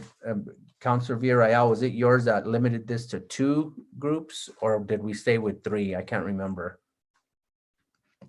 Okay, wait, repeat that again. I'm sorry. So on item number 1, 3 representatives from Hispanic, cultural, and civic groups. I'm wondering if the number 3 in an amendment got reduced to 2 somewhere. I could be wrong, but I thought maybe. I think it's switched, Chair. What do you mean? You just read that 3 representatives from Hispanic, cultural, and civil groups that are active in New Mexico. I believe that your. Yeah, and what I said, 2 of which must be from Santa Fe County, but Right, my and question is the that's original- reading on number 2. So I think that it just Yeah, got it should be on misplaced. 1. Yeah, that should be on 1. Any question, Councilwoman Cassette Sanchez? I actually just wanted to say that I found this really confusing. I made actually an Excel spreadsheet of all the different amendments and how it broke up. And if that is something that would be of use to other people to look at as we discuss that, I did send it over to Jesse, and I believe he could send it out. So I did want to offer that because as I was going through this, I was having a hard time tracking everything. So as we discuss this, just wanted to offer that up. Okay, are there any comments regarding 2 of the 3 representatives from Hispanic cultural and civic groups being based in Santa Fe County? No? Okay, then I don't have an amendment for number 2. Is that correct? Number 3, 2 individuals with historical, cultural expertise and credentials, and then strike and or higher and replaced with comma, higher education credentials in New Mexico history and culture, and add and or museum or other professional historical interpretation experiences. Councilwoman Villarreal, I believe that's your amendment. Thank you, Mr. Chair. What I did is combined that expertise with the number 6 that talks about the experience with historical interpretation and emphasis on New Mexico history. That was an amendment. But what I wanted to do is consolidate. So 2 individuals, they could either have historical cultural expertise in New Mexico history and culture, and or museum or other professional historical interpretation experiences. I'm trying to consolidate certain expertise that's connected so that we actually have more representation at large, so that we're getting lived experience. I think that's plenty to have 2 people, whether they're historians, they work for the museum, have other professional historical interpretation experiences. So I combined it so that there's 2 people that could have either or in that background. I agree with that. Comments from the rest of the committee? Okay. Mr. Chair, I also agree with that one. Okay. Any objections to that? So, Mr. Chair, Yes.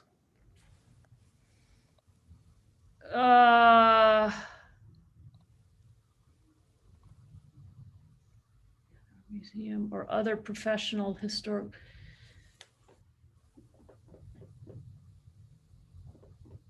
Yeah. Okay.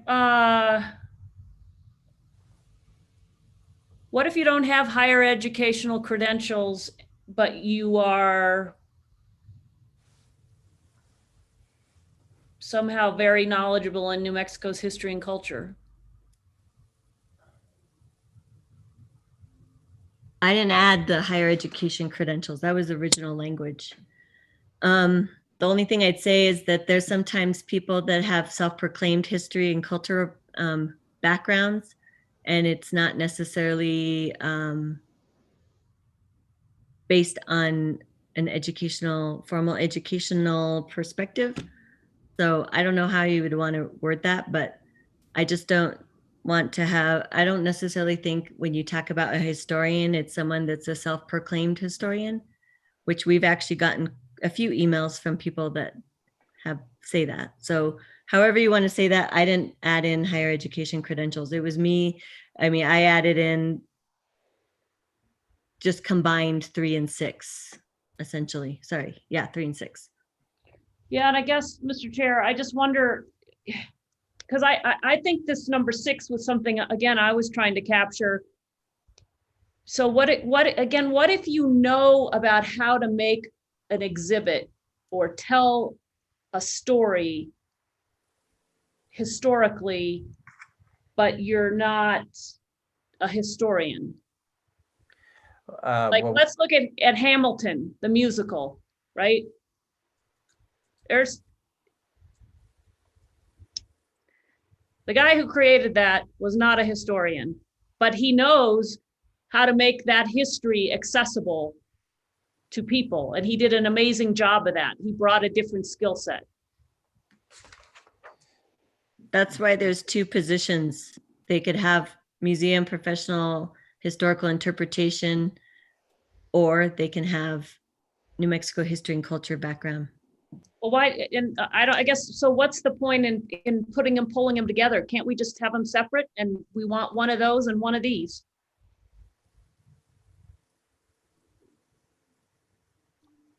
Are you okay with that, Councilwoman Villarreal? Yeah, I'm just trying to narrow down the fact that we have too many people that we're trying to fit on a committee that's hard enough to have that many members. So if it's one person that has historical, cultural expertise and credentials, that's fine. And then keep this 6 as an individual with museum or other professional historical interpretation experience, that's fine. I mean, you're not making it a smaller number. You're just putting, Well, yeah, So we're eliminating one. We're going from yeah. credentials And down. I guess I'm not so scared of big. I know that that's been a constant conversation. Because I think we want to be inclusive, and I think we want to make sure that we have all the voices that we think are necessary. And given the complexity, there are quite a few. So, and I realize some people think that if it's too big, they won't get anything done, but I know that there've been blue ribbon commissions at the state level that have been very large to include all the voices that need to be around the table, and they do just fine. Okay, Councilwoman Villarreal, it's your amendment, so what do you? What would I you mean, like? I'm fine with changing one individual with historical, cultural expertise and credentials in New Mexico history and culture, and then keeping the other one as one individual with museum or other professional historical interpretation experience. That's fine. I think we need less. There's other committees that are working right now at the state level that have had a hard time because they have so many members, especially the Racial Equity Commission. There's like 20, and it's really hard to try to get everybody together on the same date and meetings, and they've broken up into subcommittees, but it's still been challenging. So I'm okay with that. I'd rather have more at large than trying to add more people with certain expertise. And I'm okay with adding one individual instead of combining them. Okay, other comments from the committee?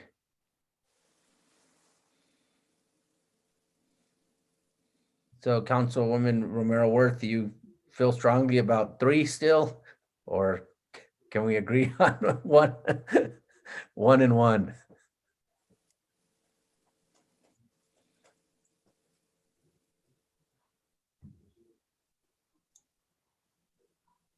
Yeah, so which history gets to dominate in the 1? Whose history are you gonna pick? What are you talking about? Well, if you only have one person with historical cultural expertise, A historian knows multiple levels of culture and history. They're not just about one area and ethnicity. some are specialized. That's fine. Then we look at somebody that has more rounded background. Well, that's not what this says. I Doesn't didn't write it. But we are writing it. I don't know. I think we need to think about this one a little more. Okay, so then moving down, that will take us to 7. There's been 2 amendments that say strike 2 and have only 1 former elected city of Santa Fe official. Does the committee feel strongly about whether we should have 1 or 2? I think 1's fine. I agree with 1, Councilwoman Lindell.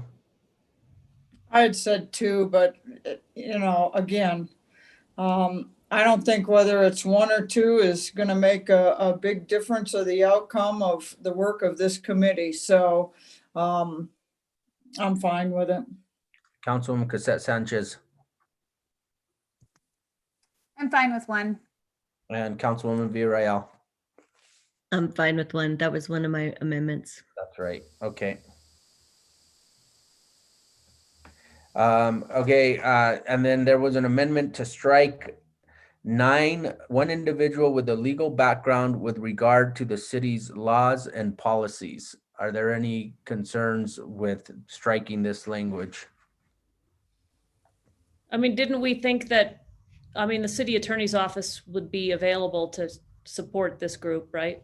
They Right, don't have to sit on the committee to support it. right. Okay, so it sounds like we have agreement on 9, that amendment. 10, one Mr. individual, Chair? yes. Number 8, which was to eliminate one representative of the state of New Mexico government involved in art, history, and culture. Oh, okay, I must have missed that. It's not on the sheet that I'm going off of. So that was struck. That was my amendment. I feel like that's very specific to probably Office of Cultural Affairs, and they can certainly come and present on any topic that we'd like them to talk about versus having a member. And it may be even a conflict of interest, but I'm not sure. Okay, any comments regarding that, Councilwoman Lindell? I'm not sure, Counselor, why you would not want them to be a member of the committee. I just said that I'd like them, they could definitely be a participant as someone that presents, but again, I'm still narrowing it down. And if they want to, if someone wants to apply with that background, they can be one of the at-large members. That's fine. Thank you. Okay, anybody feel strongly about striking that? Or against that? Okay, then I think we have agreement on that. 10, one individual with mediator dispute resolution training and experience. I think that's covered elsewhere in the resolution, and I don't think we wanted that individual to be a member of the committee. And so I propose that we struck that, and I added a member of the Mayor's Youth Advisory Board or a nominee selected by the Mayor's Youth Advisory Board. Again, my concern, and I stated at other committees, is I think our youth has their own perspective regarding this, and I think it would be important that we hear it, and also that they hear our perspective. So I think it's important that we have a committee that includes a member. Mr. Chair?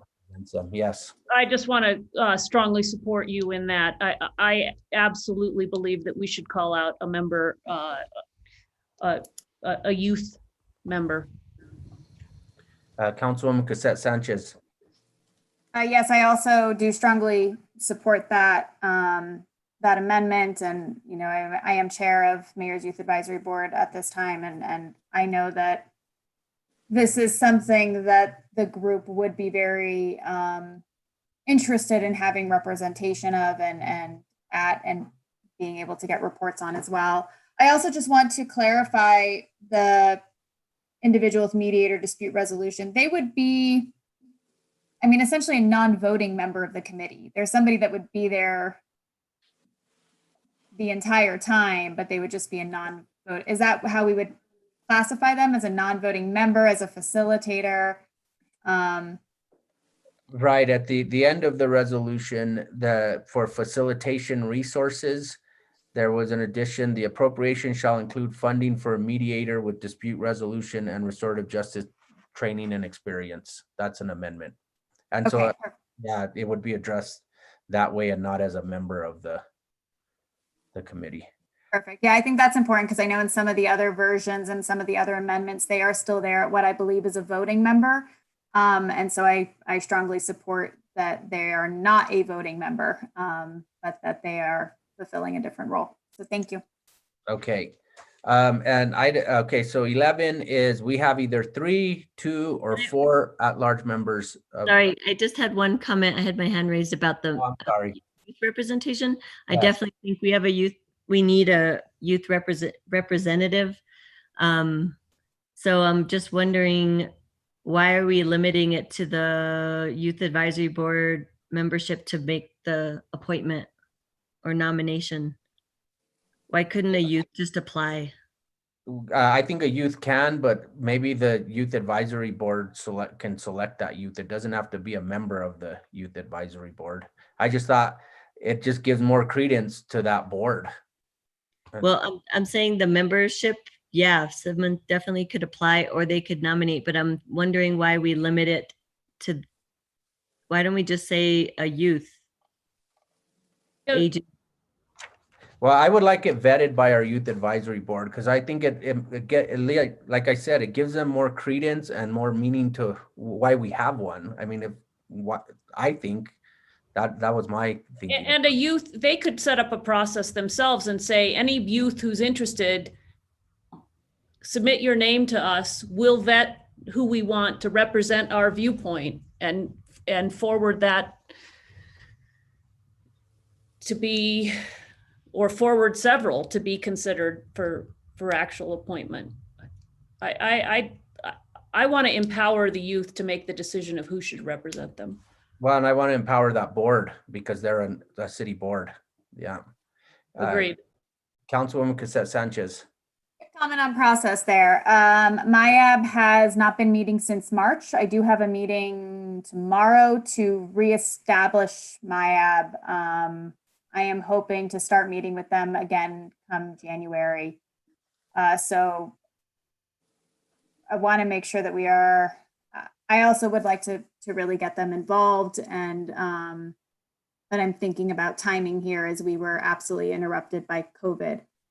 So I can have more information on that when we get to governing body, but when we are looking at this timeline, that is something that I want to think about. And I'd be happy to reach out to the MIAB leadership, to our chair and co-chair, to discuss that with them as well, as we might be able to work through it even before we have a meeting established. But I will have to get back to the committee on that, or to the governing body, excuse me. Councilwoman Villarreal. yeah, that was also my second question about if they're even meeting. And then, yeah, so if you could just let us know about that, because I'm okay with having the board. I've also served on the chair, being able to be involved. The problem we had in the past, and hopefully that's changed with new staffing too, is that you all are getting a quorum. So that could be an issue if you aren't getting a quorum. We weren't getting quorums in the past, but I think now it's a new makeup of youth and staffing. So I think that'll help. That's all. Got it at the first two meetings and then COVID, so hoping to continue that. Okay, so item 11 is either 3, 2, or 4 at-large members of the Santa Fe community selected with a particular focus on adding to the diversity of the committee. What's how many at-large members does the finance committee want to recommend?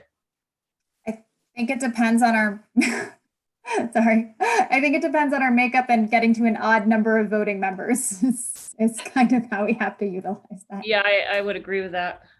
Okay, Councilwoman Villarreal, you agree with that also? Yeah. I said, okay, so we'll just let the rest of the process play itself out. Item 12 was something I had, an amendment I had made, but I am going to withdraw that. I had email communications with the county commissioners. They want to be able to just submit different people that they would like for us to consider that may make up any one of these or several of the members of the committee. So we can go ahead and strike that language.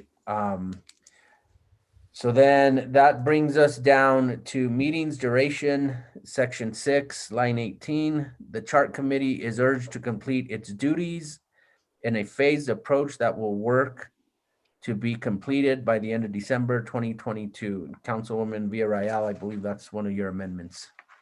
It should read in a phased approach with all work to be completed by December 2022. So again, it's that whole idea of making sure that if there's phased issues, whether it's the urgency of the looking at the obelisk issue, I just think it needed to have a phased approach, because when it just says all duties completed by December 2022, it just feels like everything has to end then, and that we don't have some kind of like prioritization process. So I'm open to language changes, but I feel like this needs to, that we need to state somewhere that it doesn't all complete by that period of time, but we actually have prioritization approach or something. I don't know. This is just something that I think needed to be stated somewhere. Councilwoman Cassette Sanchez. Thank you, Mr. Chair. Thank you, Counselor. Councilwoman, thank you for bringing that piece up. I am of the mindset of maybe putting it in a way that gives them I'd like them to set their phases. Maybe that's it, of having them establish, the order of which, this does go back to that initial obelisk conversation of, if we are selecting the right people, we're getting the right people in the room, that maybe one of the first tasks that they do is to set themselves benchmarks. And that could be a really good way for us to be looking at their progress and for them to be looking at their progress and moving forward. So I don't know if you'd be interested in rewording this to give them that responsibility to be setting those. Yeah, I'm rethinking my amendment. I want to say it just the way it's worded now, which would be urged to complete its duties by the end of December 2022. It just sounds like there's nothing in between, but I think the committee can make that decision. Now that I'm thinking about it, they're going to have to decide on kind of what they're going to take first and second and third. So I think in this case, it's just saying to complete it's maybe not just duties, but obligations. Mr. Chair, Yes, Councilwoman. how about if we ask them to develop a work plan? That is done with state level committees. They're asked to develop a work plan and then execute it. I think that's a great idea. So would it So would read? that- Sorry. I'm I was just sorry. going to say, would that go up back in duties and responsibilities up in section 3? I like that idea. And that way they'll figure out the timeframes. They'll figure out what comes first and second, and how to approach this massive thing we're asking them to do in a way that, kind of takes it into chunks and puts it in a sequence that makes sense. That makes sense. I think it should go up to that other section, duties and responsibilities. And in this case, because we're talking about the duration, that we just keep it to urge to complete all its duties and obligations, maybe by the end of December 2022. I mean, the other good thing about giving an outer time frame for this to end is that I think when I served on the City Charter Review Commission, when I accepted that nomination or that appointment, I absolutely wanted to know what kind of a commitment I was making and for how long, and how that was going to fit in with other things I had going on with my life. So I think it's really important that we give folks who are interested in serving on this committee some sense of how long we're asking them to work on this.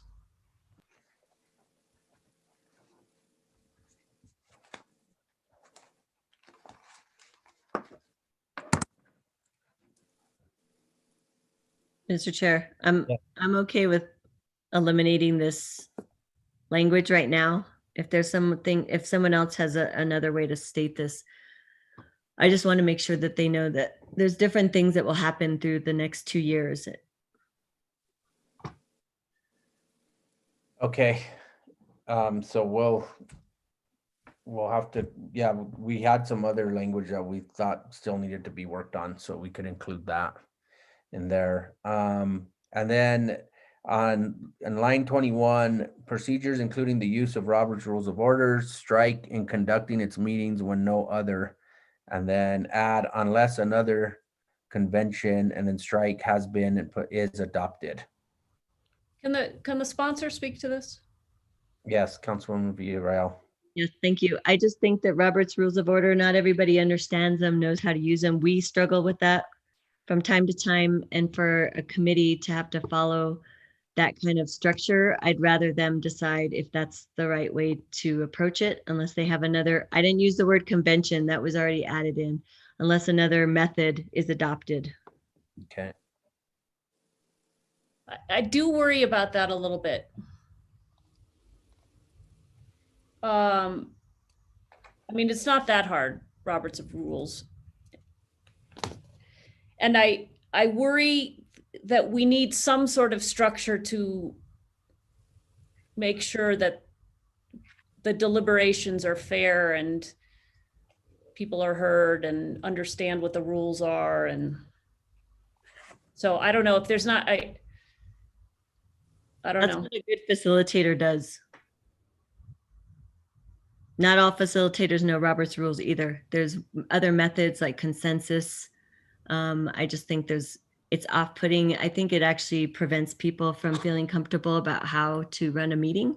And when you incorporate Robert's Rules, I don't think it's very equitable. Not everybody.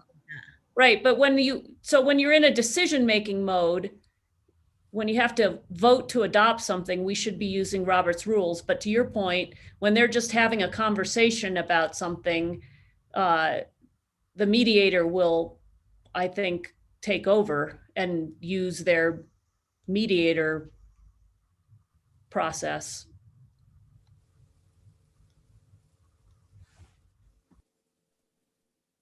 That's why it says including the use of Robert's Rules of Order unless another convention is adopted.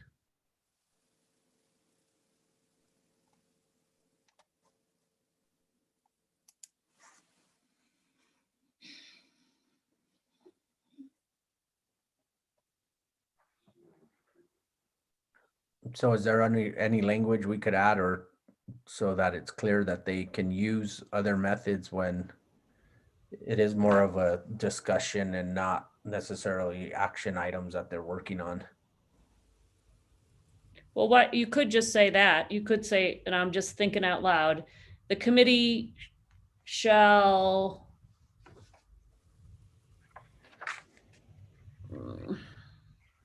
I don't know. I think we need to think about this. I'm tired. Okay, so we need to, so language to that. Okay, so page 7, the line 2, the appropriation shall include funding for a mediator with dispute resolution and restorative justice training and experience. Councilwoman Cassette Sanchez. Yeah, thank you, Mr. Chair. I had made the suggestion to add in the restorative justice training and experience. I know that it is a framework that has been successful. I think that there are some really beneficial pieces of it, but I actually think we should strike it because I think it will limit our options in terms of a mediator or facilitator who may not necessarily have specific training or a credential in restorative justice. And I would not want to limit somebody that may be a very good fit because they don't have that specific credential. Councilor Villarreal, I'm seeing your face and I was actually curious what you thought about this one. Sorry to call you out, but I'd be curious to hear your thoughts here. I actually didn't understand it because we said the governing body shall appropriate the funds for the facilitation of the committee's work. And you said the appropriation shall include funding for a mediator with dispute resolution. Are you talking about a separate person, separate from the facilitator? No, it's the same person. And the only part that I would be striking is the piece about restorative justice. So it would say the appropriation shall include funding for a mediator with dispute resolution training and experience. Yeah, I think restorative justice is real specific. I mean, it'd be nice, but I don't know. In this case, I think it's really around the focus would be dispute resolution experience. I think Councilwoman Lindell. if you're willing to strike that, I think that that's up to you. And I suspect that we're supportive of it because I think it opens up a bigger group. So, Right. thank you. Yeah, I'd like to go ahead and strike the restorative justice piece. Okay, so that's the conclusion of the resolution. Councilwoman Romero Worth, how do you suggest we proceed now as our parliamentarian? I mean, I think we've done some good work in terms of the wordsmithing. There's still some points of disagreement. I don't know whether we want to take a vote on some of those things. The thing that drives me crazy is we're going to do this all over again at governing body.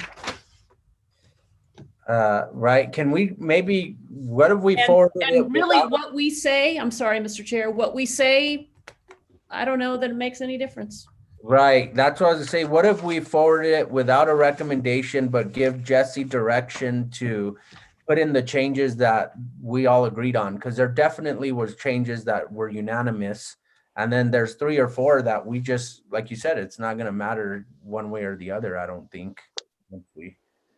I mean, it's going to governing body, and I think we did our, while we haven't done our job as finance committee, we do, as Councilwoman Villarreal said, we need to look at the FIR.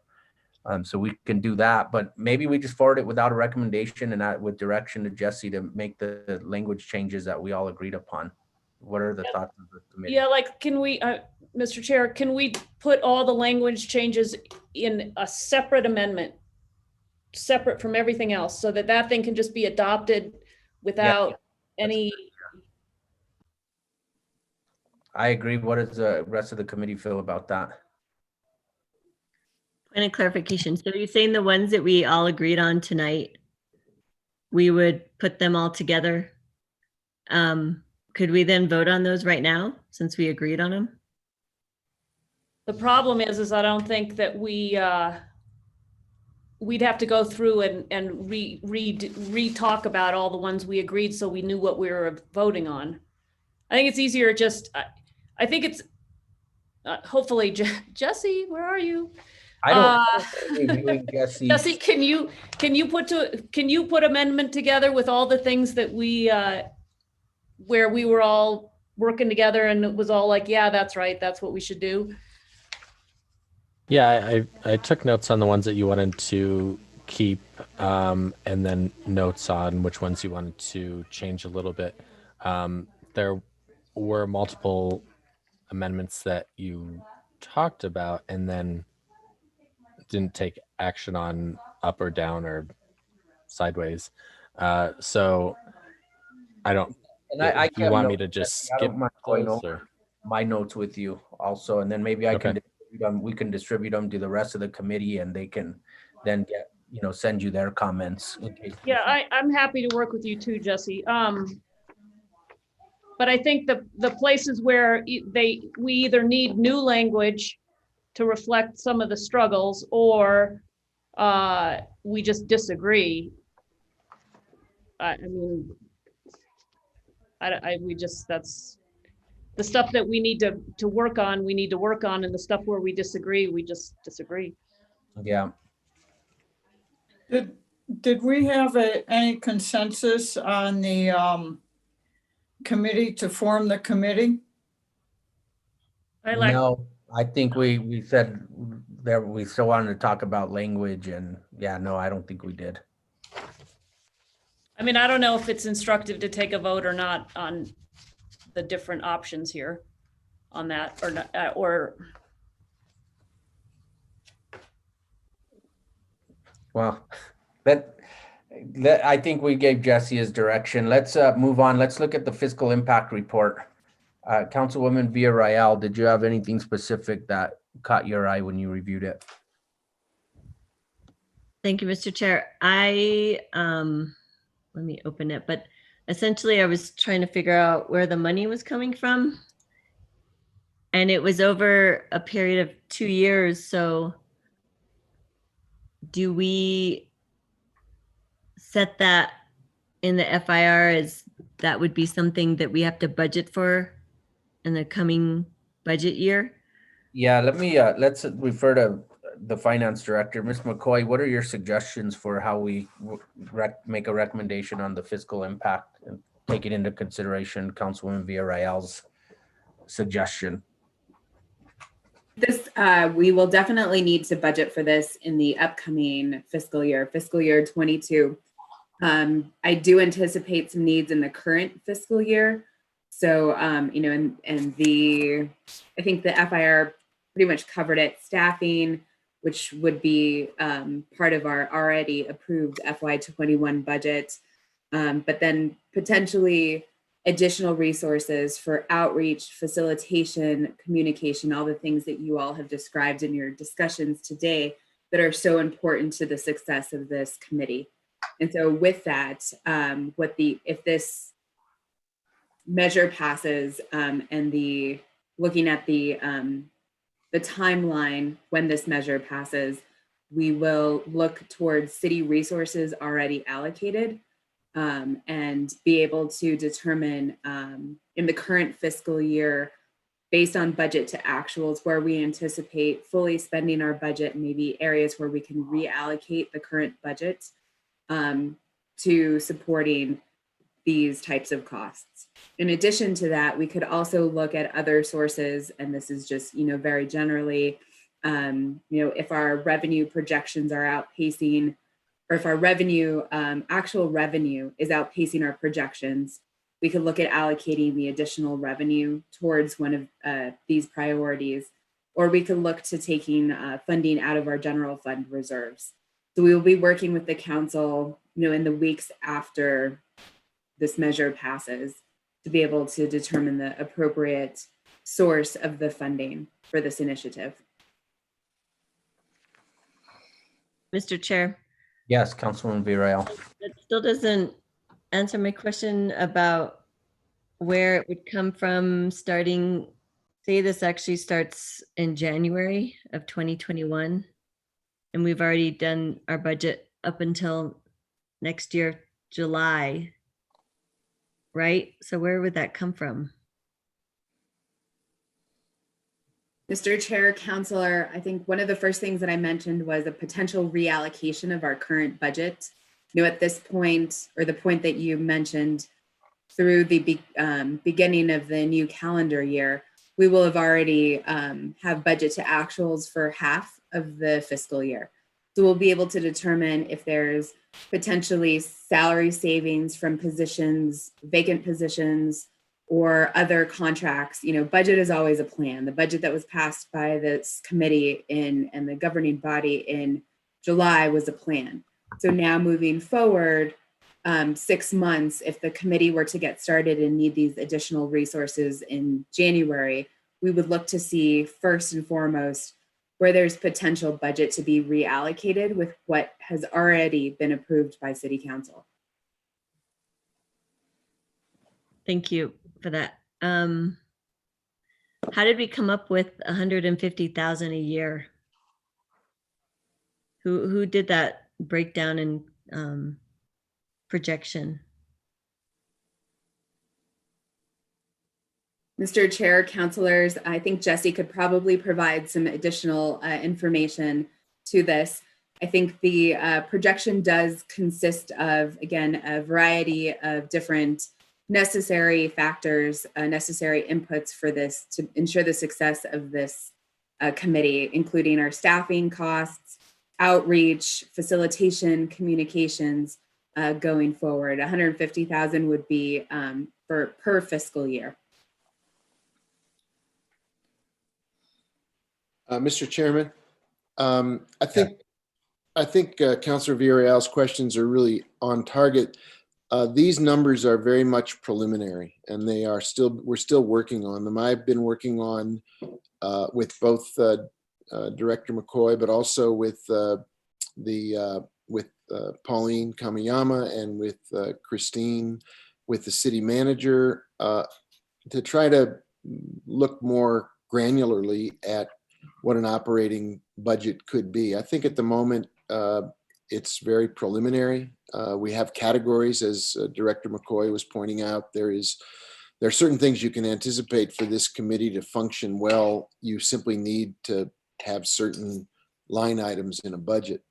And we had a meeting today to talk about more refinements. We've got some meetings going on as the resolution continues to be worked on to look for outside sources as well as inside sources. I know many people have highlighted the Mellon Foundation's grant program that has been in the newspaper or many newspapers lately regarding statues and monuments in cities around the country. So Pauline Kamiyama has been looking into that. There are, obviously, you all know the same local philanthropies that are available for at least discussion. We have the state of New Mexico has a long-standing relationship with Kellogg Foundation because they have an interest in the overall profile of New Mexico. And there are other potential ways to find revenue or funding sources, including individual philanthropists or people who want to participate. As I said earlier, when Councilor Garcia referenced the event, the project in Greensboro, whether you like that project or not, or think it was transparent or not, the entire thing was funded by private dollars. The city government put no money into the Greensboro effort. So there are many different profiles that can be followed, but I think certainly what Director McCoy has said about looking at the places where where we have some startup money, if you will, to get going out of our own unspent funds, or places where COVID has dramatically changed our plans for how we intended to spend some money. That would probably be enough to get the first increment going and then grow it from there. So their question is spot on. I think we just like you've been working very diligently tonight to work on the language, the structure, the representation. I think same applies in the staffing work that is going on to say, okay, assuming something is adopted, what would be a working budget and what would be the sources of funds, and then what would be the disposition. Just like Councilor Mayor-Worth said, let's have a work program. I think we also need as we look at the work program, you then look at the lines in a budget and make them match up to some extent so that the money is applied where the commission members would like to see it go. That said, if you've got suggestions of, I'm serious, if the finance committee has some really good ideas about either what a budget needs to look like. I know, Councilwoman Varela, you've done a lot of work in the nonprofit world to figure out how to staff things and bring projects to life. So if you have specific line items or categories that you've personally put into a budget or seen needed in a budget, please bring those suggestions. Okay, I guess I was thinking that other dollars, philanthropic dollars, could help us support this effort. I said that in June to the mayor about how local foundations could have helped to support and move forward with this process with the Reconciliation Commission, or committee in this case. And I think some of them might be interested because they realize how important this is. And it has been important for the city of Santa Fe for decades, if not longer. So yeah, I think we need to look beyond just our own general fund budget. Thanks. Absolutely. Yeah, you and I are seeing the world through very same eyes, which is this is a community effort. This is not just and you've talked about it during this meeting. This is a community-wide conversation, and an investment in the work of the commission or the committee is an investment in that conversation. And certainly philanthropies or other organizations or individuals would be doing us all a real benefit if they can contribute either with monetary contributions or non-monetary contributions, sourcing information or contributing ideas or expertise. So I think your instinct is exactly the right one on that matter. Okay, any other comments regarding the fiscal impact report? Okay, then I think our work is done here. Thank you to the members of the Finance Committee and the other members of the governing body that joined us this evening. I really appreciate it, and I think we did the best we could. So thank you. Any other comments before we adjourn? Mr. Chair, so just to be clear, Jesse's gonna put together the amendments that we wordsmith to our liking or completely agreed, and then we will be looking at that when? Jesse, when do you think you could have that done?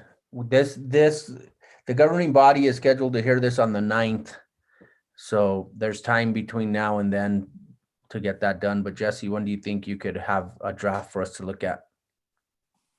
Within the next couple of days, assuming that Councilor Bitt and Romero were with you, I'll take a first draft at it, and maybe we can schedule time to go over it and make sure that I caught everything that was discussed here tonight.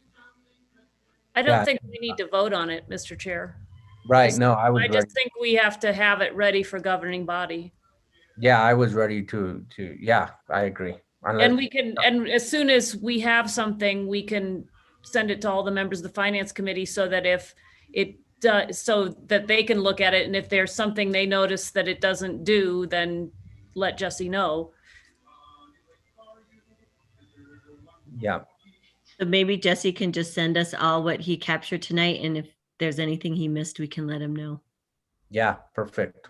Thank you.